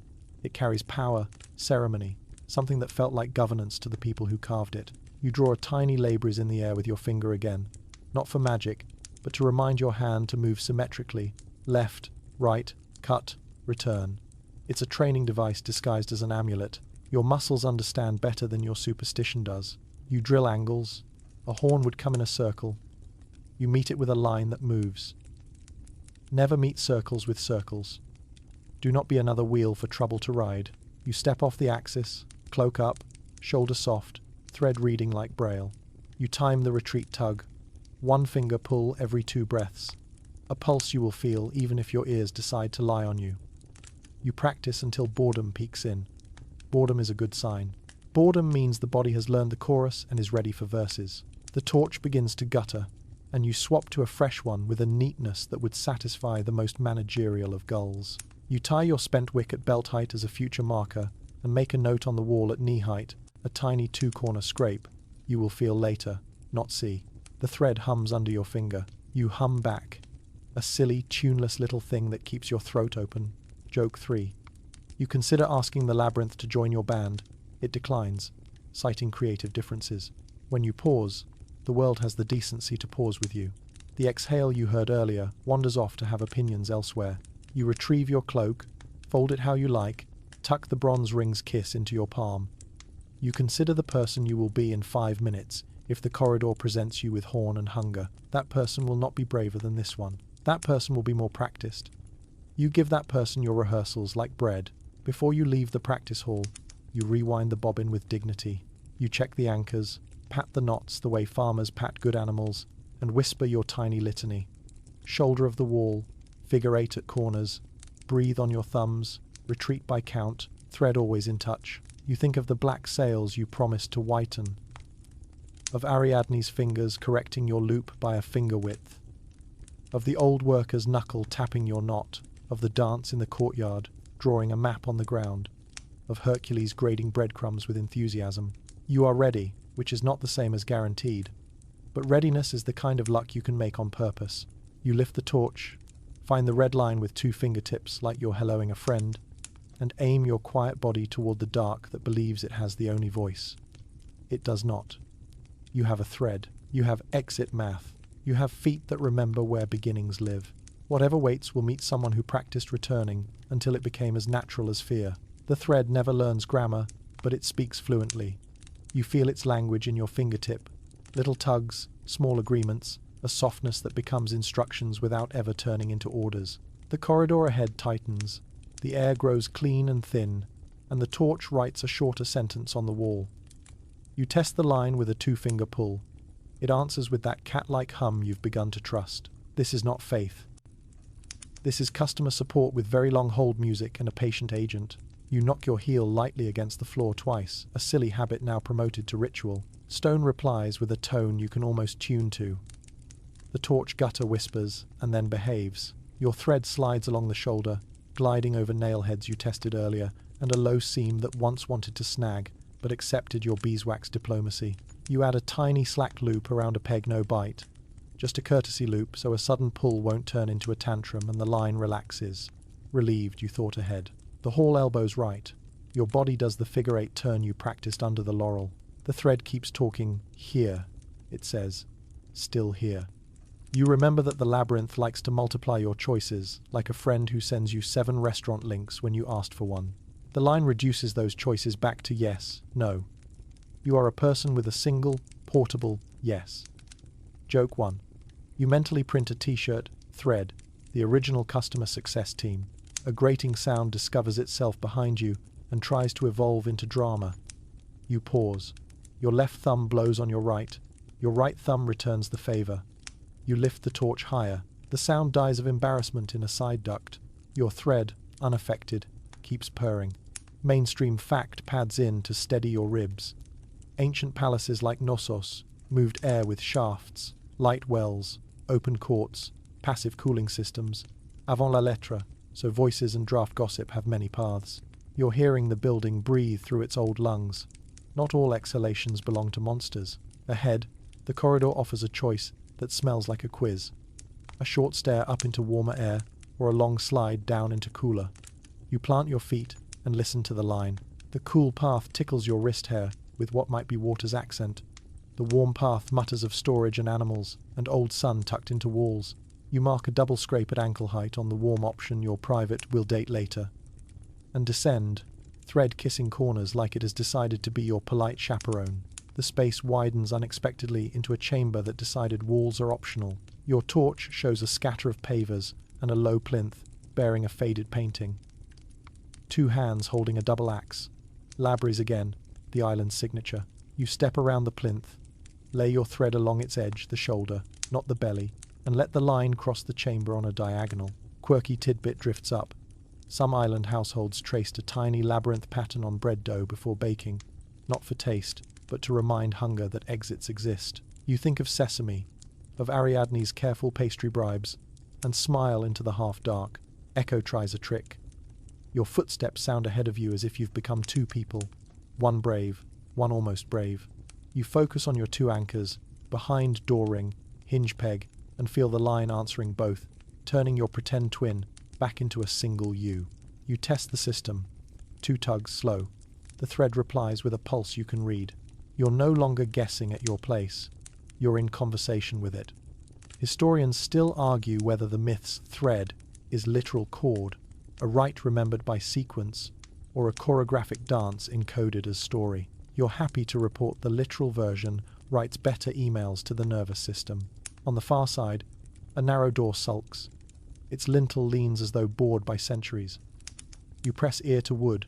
Your breath fogs a small oval you wipe with the pad of your thumb. Inside, a wet mutter, maybe a cistern's sigh. You set a tiny loop before the door with a pebble you've carried since the practice room. Your breadcrumb that does not feed and open, slow. Your thread slides freely through the bronze ring. No snag, no spite. The room beyond offers water and an echo like a coin dropped into patience. You drink 2 careful mouthfuls, wet your palm, and touch the thread. It darkens to the color of decision and then dries, determined to keep its job. You return to the main run. A length of line lies obedient. Your torch writes a stripe over it like a friendly highlighter. Then the labyrinth's favorite prank, 2 similar corners pretend to be one. You feel the trick in the thread. The first corner wears a soft crease from your earlier pass. The second is blank-faced. You choose the crease, like recognizing your own handwriting among strangers. Your count breaths for paces catches up to the choice and nods politely. A low sound approaches, not quite hoof, not quite drum. It arrives in your sternum before your ears. You step to the wall, cloak ready, thread looped on your finger, so gently you could carry a moth. The sound swells, wavers, then collapses sideways through a slit you cannot see the palace scraping its throat. You let out a laugh so small even you don't hear it, then apologize to your ribs for the confusion. Joke 2. You make a note to send the labyrinth a "We value your feedback" survey with only one question. Why? The line keeps doing its modest miracle, turning space into sentence. You arrive at a cross corridor that thinks highly of itself. All confident angles and fresco ghosts. You mark your path with a finger-width stroke of ash on the left shoulder, because ash adheres to plaster like good advice adheres to the worried. Your thread continues straight. You let it. trusting the two anchors behind you to keep that straightness honest. A draft brushes your cheek. The scent is old hay and leather, and something that once belonged to daylight. You know where center is now. You have studied circles. You are a line. Mainstream fact arrives with a low drumbeat. Many Bronze Age sites used string-sealed nodules and clay labels to track goods, tying inventory to text, literally. A piece of string ran through a lump of clay, pressed with a seal, recording that a jar or door had not been opened. You are your own sealed nodule, line through you, promise pressed on clay. Your seal says not king or warehouse, but returner. The corridor squeezes again. Your shoulder grazes plaster and leaves a little chalk skin. Your torch throws a guttering tantrum. You trim it, shake fresh flame into good manners. The thread does not judge your pyrotechnics. It just keeps doing its particular grace being where you put it. The bobbin grows smaller in your palm, a moon in its last quarter. You have enough. Ariadne planned that you would. You catch yourself thinking of her hands and return the thought to the thread. Because hands are here, thread is here, story is later, a scuff ahead. Real this time. You take one long step back, then a short, then find your anchor count. 3 pulls to hinge, 9 to door ring, plus slack at the corner with the pebble loop. Your math sits down in your bloodstream like a loyal dog. Whatever approaches sizes up the torchlight and decides not to audition. Perhaps it is the plumbing again. Perhaps it is a guardian with second thoughts. Either way, your line continues telling the only truth you need. You are connected to a beginning that refuses to be shy. You pass a niche where someone once stored oil. A spider has built a cat's cradle across it, a masterclass in tensile diplomacy. You resist the urge to deliver a tiny lecture on web design to an audience that did not request one. Quirky tidbit taps your shoulder. Some coastal folk teach children a spider ladder rhyme while braiding cord, a way to make fingers memorize crossings. Your fingers hum it now, nonsense words keeping the bronze ring and the red line in civil conversation. The house presents one last undergraduate seminar in confusion. A corridor that returns you to an earlier fresco fragment. A hand, a bell sleeve, a blue that remembers C and swaps the next 2 turns. You feel annoyance rise, like a summer mosquito. And then you imagine Mr. M with his sunglasses and varsity jacket nodding gravely about mazes, which is ridiculous and calming at once. You stop, press the thread into the shoulder with a firm thumbprint, and name this place in your head, hand with C. The naming clicks your map into shape. Joke. 3. You grant yourself a minor in applied corridor psychology. When you finally pause, it's because the line tells you to. Not a tug, a mood. The bobbin lightens. The air changes key. Your skin says the house is about to switch strategies. You set another anchor.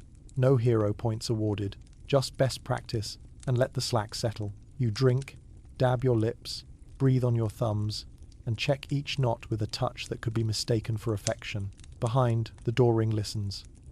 Between it and your palm, a red, madder, patient sentence ties moments together that would otherwise go feral. In front, the dark writes an invitation in thick ink. You accept, but on your terms. Feet that remember pivots, hands that remember loops, a mind that remembers to let the thread talk when language fails. You raise the torch and step forward, carrying with you the oldest luxury of travelers who learn to be careful the knowledge that you can go somewhere astonishing and still get home before the story decides to end you. Moonlight irons the palace flat, every edge pressed crisp, every shadow folded neatly like laundry that intends to behave. The corridor ahead has gone quiet in that particular way. Stone goes quiet after something large has decided to stop being a problem. You don't celebrate. You tidy. You kneel by the last anchor, pinch, lift, and the knot yields with the courtesy you trained into it. The thread slides into your palm, warm from its small heroics, and you rewind with a librarian's care, like returning a book that saved you from an exam you didn't want to take. No trophies here, only tidy exits. Your torch writes a modest oval on the wall and finds your earlier thumbprint at hand with C. You pat it once, as if to say, "Thank you for remembering me." Footfalls, 2 pairs, fast but trying not to be. Ariadne arrives at the bend, not breathless, exactly, but breathing like someone who decided against an argument with fate and won. Her bracelet has lost a bead. Her hair is still coiled but no longer cares about symmetry. She sees the coil in your hand and smiles the small, specific smile of a craftswoman recognizing good work. "Pack it," she whispers. "We go now." She turns, already mapping 3 routes at once, and you follow, feeding the red line through the bronze ring, gathering, shoulder of the wall, corner, figure 8, gather. Joke 1. You mentally thank past you for inventing the speed coil for emergencies, which is to say, winding like a calm person very fast. You pass your first hinge peg anchor and the knot bows out of your way. Second, anchor snug, cooperative, proud of itself falls into your fingers. With every freed loop, the corridor loses a syllable of its rant. The house protests in the language of small gusts and annoyed echoes. You keep moving. Ariadne pauses at the service door, ear to wood, and you hand her the shard of mirror. She angles the moon through a crack and teaches light to act on your side again. "Clear," she mouths. Outside, the courtyard invents crickets. Mainstream fact steadies the quick steps. In the mythic tradition, Theseus sails to Crete among the Athenian tribute. 7 girls, 7 boys, and Ariadne leaves the palace with him when he flees. Later, cults and festivals bear her name, proof that her role did not shrink to a footnote. You don't need a chorus to chant it. You have footsteps, 2 sets, deciding the story while the frescoes hold their breath. The palace has assigned itself guards, the sleepy, the dutiful, the one who is always hungry. You and Ariadne become commas slipping through their sentences. At the first turn, a drowsy spear leans against a pillar, its owner snoring like a tired fountain. Ariadne lifts her hand, and the air around both of you learns to be smaller. You slide past at the exact amplitude of silence you practiced in Section 9's classroom of not dying theatrically. Your coil of thread tucks close. A moth discovers your torch and immediately regrets its life choices. Joke 2. You make a note to start a Moths Against Impulse Decisions support group. A side door opens on a kitchen where embers glow like polite planets. A woman in a linen wrap is slicing figs with the focus of a surgeon. She does not look up. Ariadne plucks 2 sesame cakes from a plate with practiced theft and presses one into your palm. "Sugar is speed," she says, and the courtyard seems to agree. Quirky tidbit to stow beside the stolen pastry. Some sailors swear a clove of garlic rubbed along the gunwale keeps bad luck from boarding. Others nail a tiny bronze eye near the prow so the ship can see. You decide to requisition all available lucks. At the north portico, a pair of guards debate the merits of roofs, which is fortunate. You and Ariadne dance the shallow shadows. Your coil is nearly full, red snug in your hand like a moon you convince to set early. You reach the original door ring, your beginning, touch the knot, and smile. It is still the exact knot you tied, the exact promise you made. You free it. The last of the thread slides into place. The palace exhales, not relieved, exactly, but resigned to your competence. Historians still argue whether this escape scene belongs to Athens, flattering itself a city telling a story about cleverness, or to an older Cretan ritual memory that became Greek the way songs become popular. The debate can walk. You have a harbour to meet. Ariadne leads, knowing which paving stones complain. At a narrow stair, you stop her with a fingertip and angle the mirror. Moonlight finds a slick patch of oil someone spilled at dinner. You both step wide. A cat tries to be fate by crossing your path. You thank it for its service and proceed. Joke 3. You promise the cat a promotion to Omen once references check out. The gatekeeper's hut yawns open, empty save for a cup and a bored fly. The gate itself, 2 wings of wood banded with iron, wears moonlight like armor. Its latch remembers how to be quiet under the right hand. Ariadne's is the right hand. The gate opens a shoulder's worth. You become the plural of careful. And then you are out, not into safety, but into air that doesn't belong to a building. The path to the harbour is a thin silver thought between darker fields. Olive trees stand like conspirators pretending to be bored. Far below, water combs stone with the patience of an accountant. Your ship's mast makes its single punctuation mark against the sky. Down here, the gulls have union rules. Most are asleep, save for one whose silhouette says Hercules and carb enthusiast. The gangplank is up, good security, annoying timing. You give the soft whistle your crew agreed meant not bandits, probably friends. The older sailor, with the rent-collecting gaze, appears from shadow without bothering to assemble a face. He lowers the plank in silence.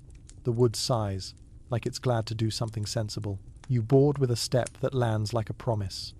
The coil of red goes straight to the small chest by the mast where your practice rope lives. You do not toss it, you place it. You add the beeswax lumps, the bronze ring, the mirror shard. Ariadne steps aboard with the posture of someone who just fired her house by walking away from it. The priest, miraculously awake, blesses the air in 3 quick gestures and mutters something that sounds like, "Bill me later."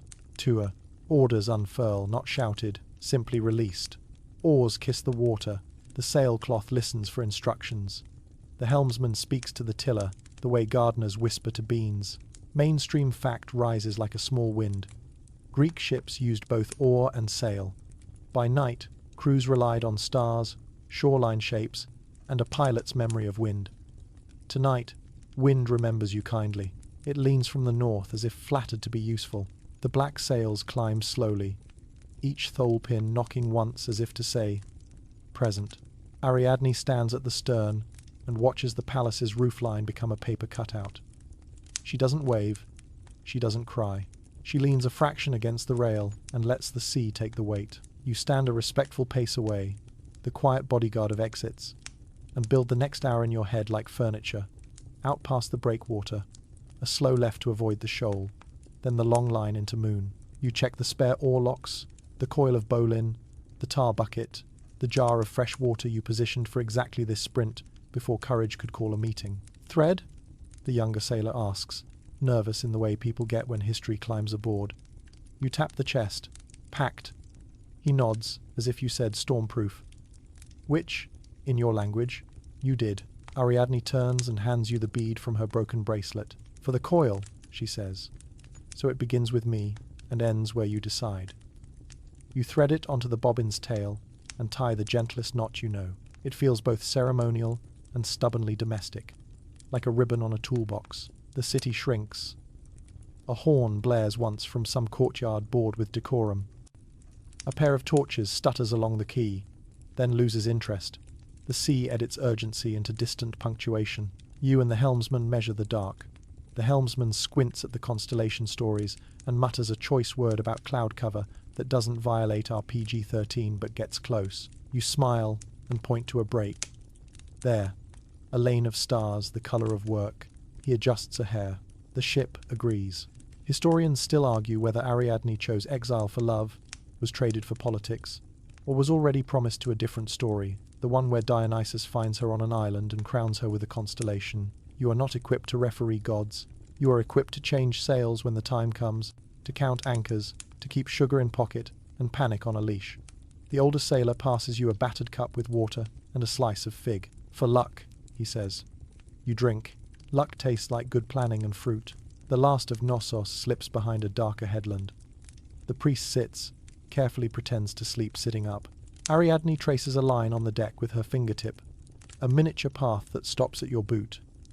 "You'll change the sails?" she asks. "When it's time," you answer. She nods, then adds, with more steel than moon, "Make the time." You file the order in the only folder that matters. Sternward, the wake writes a silver braid. You think of the thread's red line curled safe below, of anchors that released because you asked them kindly, of a house that wanted to make you forget beginnings and failed. You think of the gull Hercules, now asleep, dreaming of bakeries and bad decisions.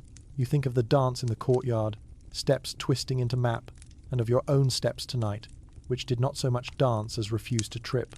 The night is wide, the wind has opinions, and the mast translates those opinions into forward. You lean your shoulder into the mast and let the wood tell you what tomorrow intends an island called Naxos or Dia, or something the map has not updated yet. A pause that will ask a different kind of courage. For now, you are still in the part of the story where leaving is the whole job. You left. You packed the precious thread. You escorted a princess out of a proud house that forgot to be kind. You unlearned heroics and relearned knots. You will sleep in borrowed dark with the sea combing the hull like a mother who knows you're faking sleep.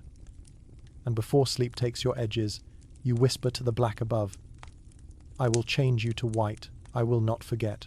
Dawn pours gold into the Cyclades like someone finally found the brightness slider, and the ship noses toward a quieter island that rises soft from the sea. The pilot calls it Naxos, in a voice that has named things longer than you've been alive. The wind loses its lecture tone and starts telling stories instead. You drop the sail, ship the oars, and the hull sighs against a crescent of pale beach where foam does embroidery and then politely unpicks it. The crew ties off with the unshowy competence you've come to love. Ariadne steps ashore, sandals sinking the smallest declaration into wet sand, and the world decides to be still for a page or two. The beach is a rehearsal room for big choices, pretending to be small. Pebbles gossip. Tamarisk trees draw lace against a sky that remembers how to be blue. Your coil of thread, the one you hauled out of a proud house, rests in the chest below, but you feel its presence the way you feel the weight of a promise even when it's not in your hand. You take water, a heel of bread, and that last sesame cake that somehow survived the kitchen heist. Ariadne eats with the competence of someone who respects fuel. She doesn't nibble, she provisions. The air smells like salt and rosemary, and the faint, bitter clean note of emery stone, the island's sandpaper soul. Quirky tidbit. Naxos has been known since antiquity for emery, a gritty rock used to sharpen and polish. If you ever needed to metaphorically smooth a conscience, this is your island. You walk the beach together, not touching, not touching. Boats rock as if they're chewing over a difficult paragraph. The crew gives you both the gift of busyness, which is privacy with a work ethic. You find a flat rock, sit, and let the sea count your breaths. Ariadne looks at the horizon like it owes her a sentence. So, she says, a word with 1,000 roads behind it. You don't answer right away, because wise people let so stretch its legs. Mainstream fact finds a chair by your elbow. In many ancient tellings, Naxos, or nearby Dia, is where Theseus and Ariadne pause after fleeing Crete. Some versions say she's left sleeping on the shore. Others say Dionysus finds her here, marries her, and sets her crown among the stars as Corona Borealis. The island keeps both stories the way a good baker keeps both sweet and savoury on hand. You drink this in and set it beside a thing you can actually control. The colour of your sails when you return to Athens. You promised white. Promises are portable altars. A gull coasts by Hercules again. Somehow on consulting retainer eyes your bread and decides you are a poor investment. You break off a small piece anyway and toss it as tribute to continuity. The beach takes the hint and stays familiar. Ariadne toes a line in the sand, a little labyrinth that starts to spiral and then stops. I didn't bring the palace with me, she says after a long minute, but it isn't gone. She doesn't mean the building. She means the gravity that makes big houses think they are the planet. You make your report. Thread safe, anchors behaved, no pursuit yet, north wind reasonable, crew steady. A cat auditioned for Omen and was not hired. She laughs once with half her mouth, then grows careful. Your city, she says. What will it ask you to be? You answer with the same honesty you used with knots. A son who remembers to change a sail, a citizen who keeps panic out of policy, a person who knows exits are sacred. She nods. And me? That hangs between you like a bell that refuses to decide if it will ring. Historians still argue whether the leaving that happens on this shore is an abandonment, a divine intervention, a political calculus, or a later edit Athenians stapled to their myth to explain uncomfortable logistics. Was a god jealous? Was a king's alliance required? Did the story change to give Athens a clean silhouette? The debate is a chorus line. On the beach, there are only two people and a tide that doesn't care about footnotes. You walk inland a little, past a curve of rock where wild thyme practices being generous. A thready path up the bluff leads to a standing stone cut with shallow grooves. Pilgrims, maybe, sharpening knives, or sailors polishing hooks, or lovers drawing weather on rock with rings. You run your finger along one groove. It's the exact width of your bronze thread guide. The rock whispers, sandpapering your skin into readiness. Ariadne presses her beadless bracelet against another groove and lets the stone take some of the story's edge. I'm not afraid, she says, which is only half about fear and half about dignity. You review lists, because lists are boats you can sit in while waves audition. Where are you going? How? Who waits? What must be done? Change the black to white. Bring home not just survival, but an intelligible account of it. Thank the people who helped, publicly if safe, privately if wise. Reknit a city that has been measuring its children by 14s. You say all this aloud, the way you recited anchor counts in the dark, and the speaking turns it from plan into vow. Joke 1. You ask if the Department of Breezes accepts written appreciations, The tamarisk applauds softly. Ariadne throws a pebble. It hops twice, considers a third, and declines. "I could go with you," she says, and the wind edits the sentence, returning it with options. Could, should, will, won't. You picture Athens, its stones warm from thinking, its assemblies allergic to surprises, its priests who love ritual's spine. A Cretan princess at your side would be diplomacy, or scandal, or a divine provocation, depending on the day, the season, the official commentary. You weigh her safety against your promise, and your promise against who you are when you keep it. The crew lights a small cook fire. The smell of fish asks for plates you don't have. You sit, let the smoke draw tears without drama, and remember a dance in a courtyard, children, learning the choreography of leaving and returning. You draw that dance in the sand with your toe. Ariadne watches, then corrects one step by half a finger length, just like she corrected your slip knot. The step feels better. She smiles and does not apologize for knowing. Quirky habit from sailors returns. One ties a new knot when setting out from a good harbor and unties it when the sea forgives you. Leave the knot tied and the boat sulks. You take a spare length from your pouch and tie Ariadne's gentle anchor around a driftwood root. Her fingers rest on yours to snug it correctly. The knot is nothing, and it is also everything you can say in public. You don't untie it. You let it be the line between was and will. Then the hour enters. The one poets will later bolt the door behind, each assigning blame like accountants. You do not sleep. Ariadne does, for a moment, head on her arm, cheek marked by a crescent of sand. The moon smears a path on the water from her to the ship. Somewhere out beyond the black, a god with ivy on his mind might already be walking toward the shore with a crown in his pocket. Or not. The island keeps its own council. Joke 2. You imagine issuing divine visitor passes.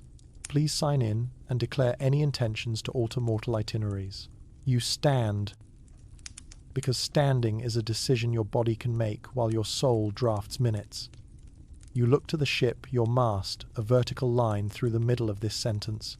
You look at the sails, still black, still an uncashed promise. You look at Ariadne, her thread-keeping hands, her unafraid posture, her bead missing, her bracelet remembering. And you know two truths that can't share a pillow. If she returns with you, the story becomes politics. If she doesn't, the story becomes legend. Both are greedy. You wake her gently. She sits up with her mouth already composed, as if she practiced not crying as a child and kept the skill for nights like this. "You'll change the sails," she says, not as a question. "I will," you answer. "You'll make the time." She repeats your own words back to you, which is either blessing or indictment. You place the bobbin bead she gave you against her palm. "It begins with you," you say, "and ends where it must." She closes her fingers. There are 1,000 speeches that would fail here.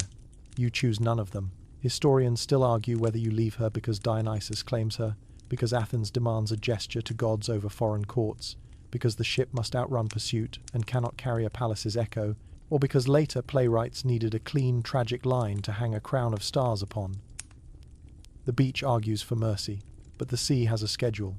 You walk her to the edge of the tide. She presses your knuckles once, a blessing disguised as physics. Then she turns inland without theatre, a woman walking to meet whatever the island has decided to become. You board. The crew reads your face and packs silence around it like careful straw. Oars out. The older sailor nods you aft. The helmsman watches the eastern sky learn salmon. You loose the halyard. The black canvas shakes off sleep and stares down the day. Your hands feel steady, the way they did when a thread turned a house back into a map.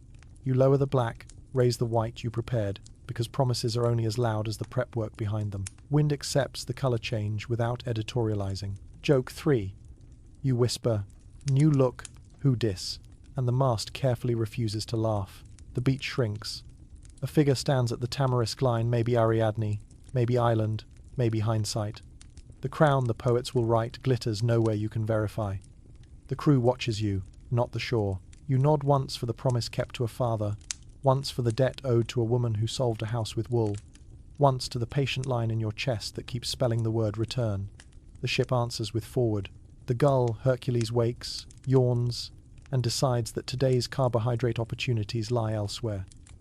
The wake braids. The emery smell fades. Naxos folds behind a blue curtain. You keep your hand on the sheet. your eye on the sky, your heart on the knot tied to driftwood you didn't untie. And as the white canvas begins its long translation of wind into home, you accept the thing your carefulness already knew. Sometimes the kindest exit you can make is the one that leaves room for someone else to arrive where they are needed most. The sea decides to be glass with opinions, glittering so hard the sun feels like it's auditioning for a job as lighthouse and influencer. You set the white canvas, and it drinks the wind like a well-behaved guest.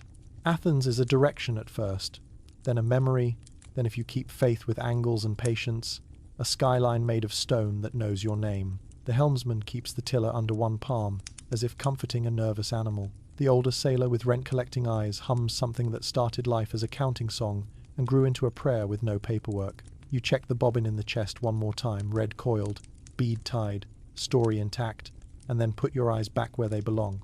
On water, on sky, on the next small decision that doesn't want to be small. White fills, white pulls, white forgives little errors. The crew settles into that lovely silence where people are busy enough not to narrate. You pass a low island like a nap, a rocky thumb like a threat that changed careers, and a blue that keeps inventing new synonyms for itself. The priest pretends to be useless and manages the important job of staying out of the way. You keep count, points on the coast, the bend that means you're above Andros, the faint bite of Attica in your teeth. Mainstream fact steps aboard with a steady tone. The sea you're crossing will carry the name Aegean in later Greek after Aegeus, the king who waits on a cliff above Athens, watching the horizon for your sign. The name is a map-sized reminder that stories decide what water is called, long after waves forget today's weather. Wind freshens. The helmsman nods you to the sheets. You'd swear he and the mast are on first-name terms. A squall appears like an uninvited relative, short, loud, and full of opinions about furniture placement. Canvas snaps, rigging scolds. You drop the white fast to keep it from tearing into confetti worthy of a festival you didn't plan to host. The spare that comes up is the only one that will bite the wind in time. The black you didn't intend to see again. You tell yourself it's temporary, a storm umbrella, not a message. The sky throws a handful of needles, then shrugs, and goes back to being reasonable. The deck glistens with new versions of itself. Joke 1. You schedule an imaginary follow-up with the Department of Breezes. Loved the dramatic effect. Let's tighten up the third act. You run close to the wind to make up ground. The black canvas pulls like a determined mule. You promise the white you'll bring it back out as soon as the rig stops sulking. Then the chores multiply. Oarlocks need checking. A lash comes loose on the forward water jar. The younger sailor's sandal thong experiences an existential crisis, and the priest drops his cup in a way that turns a trivial splash into a theological discussion. You fix what's in front of you because that's how boats stay boats, and not metaphors for regret. Shoreline gathers its courage into shape. Capes like elbows, coves like commas. The Attic coast practicing its profile in the mirror. Somewhere south, a rocky headland will one day host a temple people will call Poseidon's. Tonight, it's just a clean cliff that smells faintly of certainty. You could cry for the precision of its stone, claiming its job as landmark, sea accepting its role as road, wind agreeing to translate distance into arrival. You glance up black, still black, and file a polite reminder to your future self. Change the canvas before the city sees you. Quirky tidbit slides onto deck.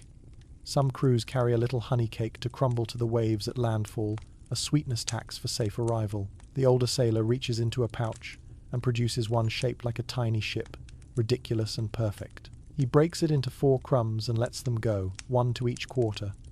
For luck, he says. You suspect it's for memory. The crumbs vanish the way all offerings do, quickly and with excellent manners. You hold the last piece for the wind, because you owe it more than complaints. You pass a fishing skiff heading the other way, 2 men, 1 oar, a net that has known better mornings. They raise their chins in unison. You raise yours. You want to shout news in every direction. We did it. The corridors did their smug best, and the thread yawned politely. Ariadne's hands are the kind of genius nobody writes epics about, and that is absurd. But sailors prefer quiet anecdotes delivered over repairs and bread, so you save the shout for later and take a breath that tastes like brine and work. Athens becomes inevitable. The cliff beyond the harbour climbs like a thought that never learned how to sit down. On it, a figure at the edge. Even from this distance, the posture writes a sentence into the air. a father making the horizon his entire occupation. You feel the word signal arrive in your chest like a bell. You look up black. Your stomach performs a small specialized dance labeled administrative terror. You start for the halyard, but the helmsman catches your eye and gestures. Wait, gust on the beam, hold her steady through the chop. You hold. The chop notices your courtesy and tries to be less of a personality. You reach again for the halyard, and the younger sailor shouts about a line fouling near the bow. You go. You free a snarl with the calm you earned under a laurel tree, beeswaxing patience into stubborn cord. You turn back, and the cliff is closer. The figure is larger. The black above you is a sentence you did not intend to publish. You pull. The sail sulks. The knot you tied for storm work needs an extra heartbeat to persuade. That heartbeat aligns exactly with the second your city takes to read the sky. Historians still argue whether this whole scene, the color code, the cliff, the leap, is a late editorial, a folk etymology stapled to a royal name to explain a sea, or an old ritual memory that gained a tragic budget when Athens wanted its myths to broadcast on wider channels. Did people once actually change sail colors as signals? Did a king ever really watch from that exact promontory? Is the grief an invention? The water's name a retroactive crown? The debate spirals like gulls arguing over a sardine. Down here on the deck, the result is not abstract. On the cliff, the figure's arms lift hope's semaphore. On the deck, the halyard runs black drops, white climbs, breath holds, universe delays its opinion. On the cliff, the arms freeze, then fold in. The body leans in a way bodies shouldn't when they plan to continue. You shout, but sound breaks its ankle on the wind. The white snaps full just as the cliff's edge accepts its terrible appointment. The sea keeps its job and receives a king it did not ask for. You stand with the sheet in your hands and try to decide whether the right thing happened too late or the wrong thing happened on time.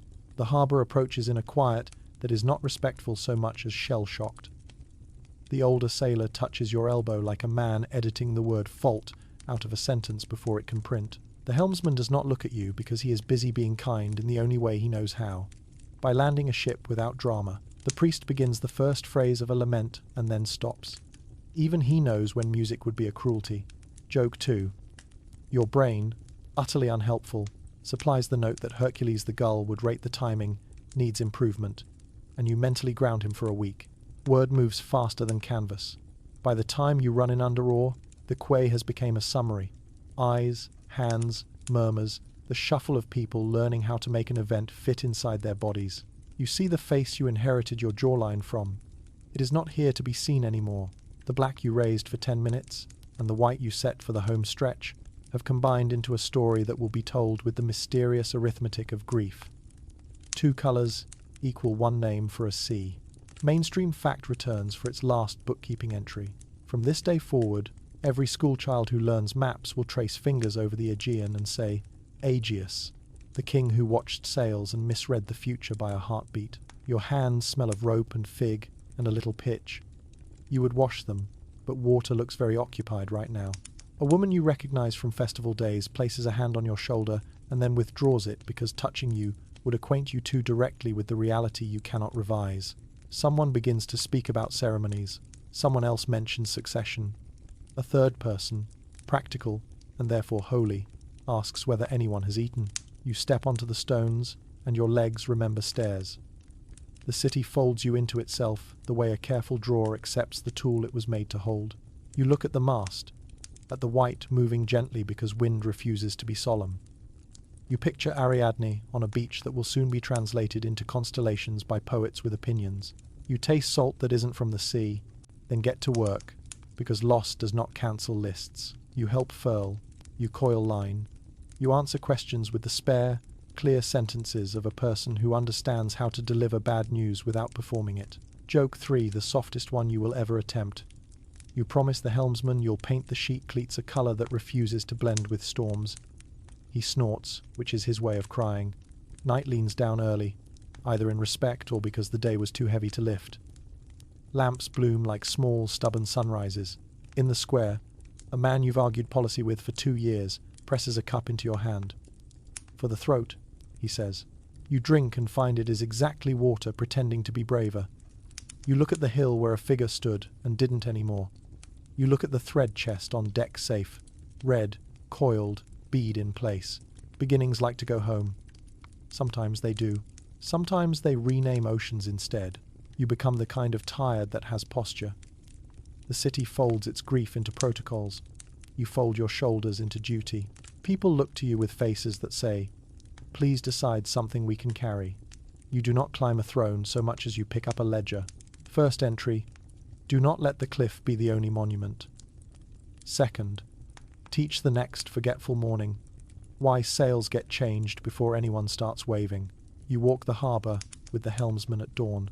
The white canvas dries like a patient page, and you write a new sentence across the day. From this voyage forward, you keep a spare white sail lashed at hand, not buried like an afterthought. You order a signal board mounted where any fool, even a heroic fool, can read it. Colour, wind, time, responsibility. The older sailor, with the rent-collecting gaze, grunts approval. Grief learns to be useful. Joke 1. You label the board for future me, because future you has opinions about present you's planning horizon. The city comes with questions wrapped as favours. Priests want a procession. Merchants want reassurance. Mothers want the math of safety rewritten in bigger numbers. You make a template out of the thread chest. You place it before the council and say, "This saved us in the dark. Let it save us in daylight." The chest becomes curriculum. Anchor knots for apprentices. Quick hitches for market keepers tying awnings. Figure-8 turns for children so corners become friendly. You commission a slim red cord to be stitched into the hem of civic cloaks. Nothing theatrical, just a touch that says, "The city remembers exits on purpose." Mainstream fact sets its lamp on the table. Every year, historically, Athens will send a sacred ship to Delos, the island holy to Apollo. While it's away, the city refrains from executions, the voyage a ritual truce with death, famous later for delaying the end of Socrates. You fold that precedent forward into your now. Declare a season after the black to white era, when the city will do nothing irrevocable. When the ship leaves with garlands and a promise to return, the law sets down its sharper tools for a span. People breathe. Justice slows enough to notice itself. You stand in the square where a dance can draw a map on the stones. The youths practice the winding steps you first saw in a Cretan courtyard. Right, left, face in, face out, the Geranos pattern that remembers confusion without becoming it. Old women watch with that stitch-counting face and correct heels by half a finger's width, the way Ariadne corrected your slipknot. The festival you design is quiet by law. No brassy triumph, no gloating over a house you escaped. You call it a day for thread lamp-lined streets, hands teaching hands, torchlight spelling out the words beginning and return on marble until even pigeons read it by accident. Joke 2. You propose the Department of Breezes sponsor the lanterns. A gust answers by behaving for once. A carving goes up near the harbour. Not the drowning of a king, not a bull with grievance, but a door ring and a cord. The cord is shown twice taut and slack, because both are true in the story. Children run hands along the stone ring and learn the feel of a firm circle. Quirky tidbit attaches itself like a ribbon. To keep from losing house keys, certain neighbourhoods adopt the habit of tying a tiny loop of red thread to each door latch after sundown. If the loop's missing at dawn, the household knows to check its locks and sometimes its heart. The palace on the hill, your hill, now learns new rituals at the pace of a careful cat. You establish a room that owns a gentle echo, a place where bad news may be spoken softly and therefore heard. You place a coil of red on a shelf there and make it a rule. A messenger who brings sorrow first touches the coil, not for magic, but to remember they are an exit for someone else's panic. The coil receives many palms and never complains. You visit it after council, after crowd, after discovering that governance is the art of solving 3 problems and inventing none. The ship that carried you out and home becomes an argument philosophers will later love too much. Planks replaced, sail mended, lines renewed. At what point does it stop being itself? Historians still argue whether the ship of Theseus paradox belongs to you, to a later writer who couldn't resist the neatness, or to every city that slowly repairs itself until it wakes up both new and the same. You don't care what scholars call it. You care that the crew knows which rope frays in fog and which plank squeaks when an oarlock sulks. You lower taxes a hair on sailcloth and cordage, and raise them on ceremonial bronze that does nothing but preen. You commission a public store of beeswax, because your knots loved it, and a jar of wax on a shelf is one less citizen swearing at a stubborn line. You ask the potters to emboss a tiny spiral along the shoulder of large jars so hurrying hands have a tactile cue for this side up. You borrow an idea from a Naxian rock, install a roughened emery strip on the steps to the council chamber, so fancy shoes stop pretending they can't grip. People trip less. Policy steadies. The cliff, where a father watched, receives a sober visit. You go alone at first, because crowds eat remembrance like gulls eat bread. You bring no wreath, only the white sail folded small. You do not raise it. You lay it on the stone and teach your breath to be slower than waves. A fisherman in a low boat rows by and does not look up. The sea keeps the name it was given Aegean proof that a city's pain can watermark a map. You don't argue with cartography. You ask it to be kind. The first of your thread festivals arrives smelling faintly of torch smoke and sesame. Lanterns braid the streets, and children tug lines through little mazes chalked, then painted on the agora. The gull, Hercules, inspects the chalk, and finding no carbohydrates, files a complaint with his union. You hang a small bronze eye on the prow of the Delian ship so it can see its way, and a double axe is incised on the stern, not as conquest but as a reminder that symbols argue across seas. You send the vessel out garlanded with laurel so the island of singers knows you learned something from houses that breathe. Mainstream fact returns to sit beside your lamp. Athenians will later celebrate a Theseus, a festival honoring you. Long after, a general named Cimon will bring back bones said to be yours from Skyros, and the city will host them like memory made visible. You tuck that future into the present by dedicating a quiet altar to all the anonymous hands who keep cities from becoming myths that eat people, sailmakers, rope splicers, door-ring polishers, not teachers in courtyards. Their names never get carved big. You let their work be the headline. At council, you propose a small, brave dullness. When storms brew, the port posts a chalkboard listing sail colours in use and who is responsible. Chalk smudges. Yes, your earlier experiments whisper, but you pair it with a loop of red cord tied on the peg for white, a loop of black cord tied on the peg for black. Even rain can't erase a loop. Someone sneers at the simplicity. You let the sneer complete its life cycle and then die of boredom. The board survives the season and then the year. You visit schools and tie the Heracles knot for students, the protective interlocked overhands used on belts and weddings. You show them how it's strong and then how it undoes when asked kindly. The metaphysics of power and gentleness made by fingers. You demonstrate the slip that releases, the bow that holds, the figure eight that refuses to twist into tantrum. A small boy laughs at your thumbs, a small girl beats your time. Both deserve to walk through confusing buildings someday and get back out grinning. Historians still argue whether the Geranos dance originates with you, whether the sail-changing protocol actually roots in one tragedy or accreted from a dozen near misses, whether Athens ever truly learned from grief or learned to narrate learning from grief. You write policy as if the first were true and tradition as if the second were false. You keep the gull in jokes and the laurel in reach. You leave a coil of red in 3 places: the council room, the harbour watch, and a hook by your door at home. On hard nights you press your thumb to the coil until your pulse remembers patience, and at twilight, when the city hums itself toward lamps and bread, you walk the agora where the chalk mazes have been repainted in ochre and lime. Children tug lines through them, faces serious with the holiness of play. A mother ties a tiny red loop on a sleeping baby's blanket corner. Not magic. Memory. You pass, lift a hand in a small salute, and the breeze answers by being decorous. Joke 3. You consider writing the Department of Breezes a thank you note, then realize you already did. The lanterns do the handwriting for you. You climb the hill. You don't trip. The emery strip keeps its quiet promise.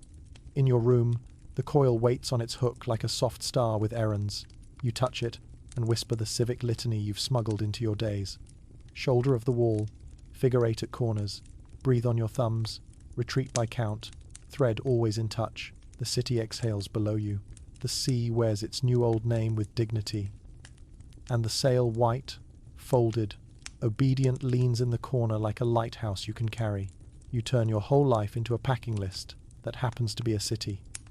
Not glamorous glamour loses buttons in the dark, but quietly extravagant incompetence. You keep the red thread where ordinary people keep their keys. You walk a step slower than your nerves request. because panic likes to overtake from the inside lane, and you are not granting it right of way. You label things you used to assume were obvious sales, orders, feelings, with words that would rather be useful than poetic. You become the sort of traveller who treats exits like heirlooms and beginnings like pets that need to be fed. You teach the harbour boys what you learned underground. Anchor low, shoulder of the wall, figure 8 at corners, breathe on your thumbs. They roll their eyes and then tie faster than you ever did at their age. You show market keepers how a quick hitch can keep an awning honest during gossiping wind. You sneak beeswax into the budget as civic comment, and no one argues because knots that behave lower taxes on profanity. Joke 1. You propose a small statue to Anonymous Wax, patron of untantrumy string. The council files it under worthy but sticky. Your travel tips grow domestic legs. When lovers quarrel too loudly near the fountain, you hand them a spare length of wool and show them the Heracles not strong when tied properly, willing to release when asked kindly, and they laugh, then quiet, then thank you with a fresh loaf that tastes like relief. When a cook complains her pantry loses order every festival week, you mark a red dash on jar shoulders, so hurried hands find this side up by touch. When a midwife asks for a trick to keep track of little ones underfoot in a crowded feast, you point at the civic cloak's red hem and whisper, put one tiny loop on the corner of the blanket, fingers will find what eyes forget. On to flying. Mainstream fact makes itself useful by bringing receipts. Each year, the sacred ship for Delos still sets out garlanded, and while it's gone, the city pauses, sentences that end people. That ritual truce sits beside your thread chest, like a friendly guard dog. You did not invent it, but you keep it watered. At the fall festival, the Geranos dance continues to draw the path that remembers confusion without becoming it, and old women remain undefeated in correcting heels by half a finger's width. You nod. A student for life. You keep a little travel kit by the door, as if you're always 5 minutes from another labyrinth. A coil, a mirror shard, a strip of leather, a lump of wax, a crumb of honey cake, the gull Hercules will try to negotiate for. You add a scrap of linen because sometimes smoke is more persuasive than speech. You add a pencil stub of charcoal because sometimes drawings remember when people won't. You add nothing sharp unless bread misbehaves. You've learned that cutting panic is more elegant with breath than with knives. Your advice to anyone with feet stays simple. Pack lighter than fear, heavier than pride. Walk slower than your temper, faster than your dread. Label the thing that can't fail, and then give it a twin. Trust the corridor that smells like air. Distrust any door that announces itself as destiny. If a building wants to be a personality, bring a personality of your own, the kind that ties polite knots and names corners softly until the walls remember manners. Joke 2. When someone asks for a guaranteed hack for mazes, you offer the customer-supported plan. Hold a thread. Update your breath. Decline the drama upsell. The ship keeps changing under your feet. Planks replaced. Lines spliced. Sail patched. Tiller regripped. Philosophers come around like fashionable weather. They want your name on a paradox and your time for debate. You give them the correct answer, which is not clever. If the crew keeps the rhythms, if the harbour remembers beginnings, if the red line to the council room gets warm with many palms, then the ship is still itself, because we are still ourselves. Historians still argue whether this answer satisfies the story or simply tucks it into bed, whether the paradox is yours or later editors', whether identity is timber, timing, or the stubbornness of oaths. You smile, because stubbornness of oaths is a language your thumbs speak. You do a petty and holy thing. You write, change the sails, where you cannot miss it, on the wall by your bed, on the mast step, on the first page of minutes before each council, not because you will forget again, but because mercy for the past does not exempt responsibility for the future. You keep the white sail within reach, even on sunny mornings, because weather and grief share a talent for dramatic timing. You add one more rule to the harbour board. If you see a black canvas under a hopeful sky, you have permission to shout. Quirky tidbit you never expected to make, city policy. Some people start tying a tiny red loop on their door latches after sundown. If the loop is missing at dawn, they check their locks, their pantry, their memory, their hearts. This catches more small mistakes than any law you pass. It also catches a cat twice, who learns nothing. Hercules, for his part, gives up on chalk and aims his career squarely at sesame. You love him for his consistency and do not let him into meetings. Joke 3. You consider appointing him Minister of Crumbs. He insists on an expanded portfolio. You tell children bedtime stories as travel manuals disguised as lullabies. Yes, there was a house that thought too highly of itself and tried to make corridors into commandments. Yes, there was a monster with a head like a thundercloud of horn and stubbornness. Yes, a princess chose innovation over prophecy and handed someone a ball of wool. But the moral you favor is quieter. Anyone can learn to pack for confusion. Anyone can practice returning. Anyone can carry a line in their pocket for when the world forgets which way is out. When pilgrims ask for counsel beyond the city, you reduce the advice. Not because they are simple, but because simplicity travels best. Make friends with tools that don't care about your mood. Memorize the smell of honest air. Name a place mid-journey so your map grows a spine. Hand with sea, Laurel Corner, Pebble Loop. Trust the loop you left to yourself yesterday. It loves you like a sensible friend. And when people ask about courage, you tell them the truth you learned under torch smoke. Most of what we call courage is practiced neatness, performed under pressure. Mainstream fact stands at the door one last time, like a courteous host. Bards will keep the stories moving. Your ship, your dance, your city's vow to pause harm while the Delian ropes are tied. Poets will give Ariadne a crown of stars and call it Corona Borealis. Plutarch will one day write about your ship until philosophers smuggle it into every classroom. The stories will quarrel in public. The work will keep people alive in private. You spent your crown on that exchange every time it came up, and you would buy it again. When the years stack, you still keep the coil on the hook by the door. Some nights you press your thumb to it before you sleep the way a reader marks a line. You have a habit of whispering. Beginnings like to go home. Sometimes they do by the front door, sometimes by a path the poets didn't draw, sometimes by teaching a child a knot that saves a burned roof from collapsing. You approve of all routes. And if a younger friend asks for a final travel tip, you point to the pocket where the line waits and say, "When the world turns maze-shaped, hold this. Then let your careful feet do the rest." We've got 5. The city softens to lamplight, and the sea, which carried so many names today, settles into the one word it loves best: hush. You set the coil back on its hook and feel the small warmth it kept from your hands, and those long, useful sentences you've spoken all day begin to lengthen into a calmer grammar. The streets are slow-breathing lines now, lanterns glowing like mild punctuation.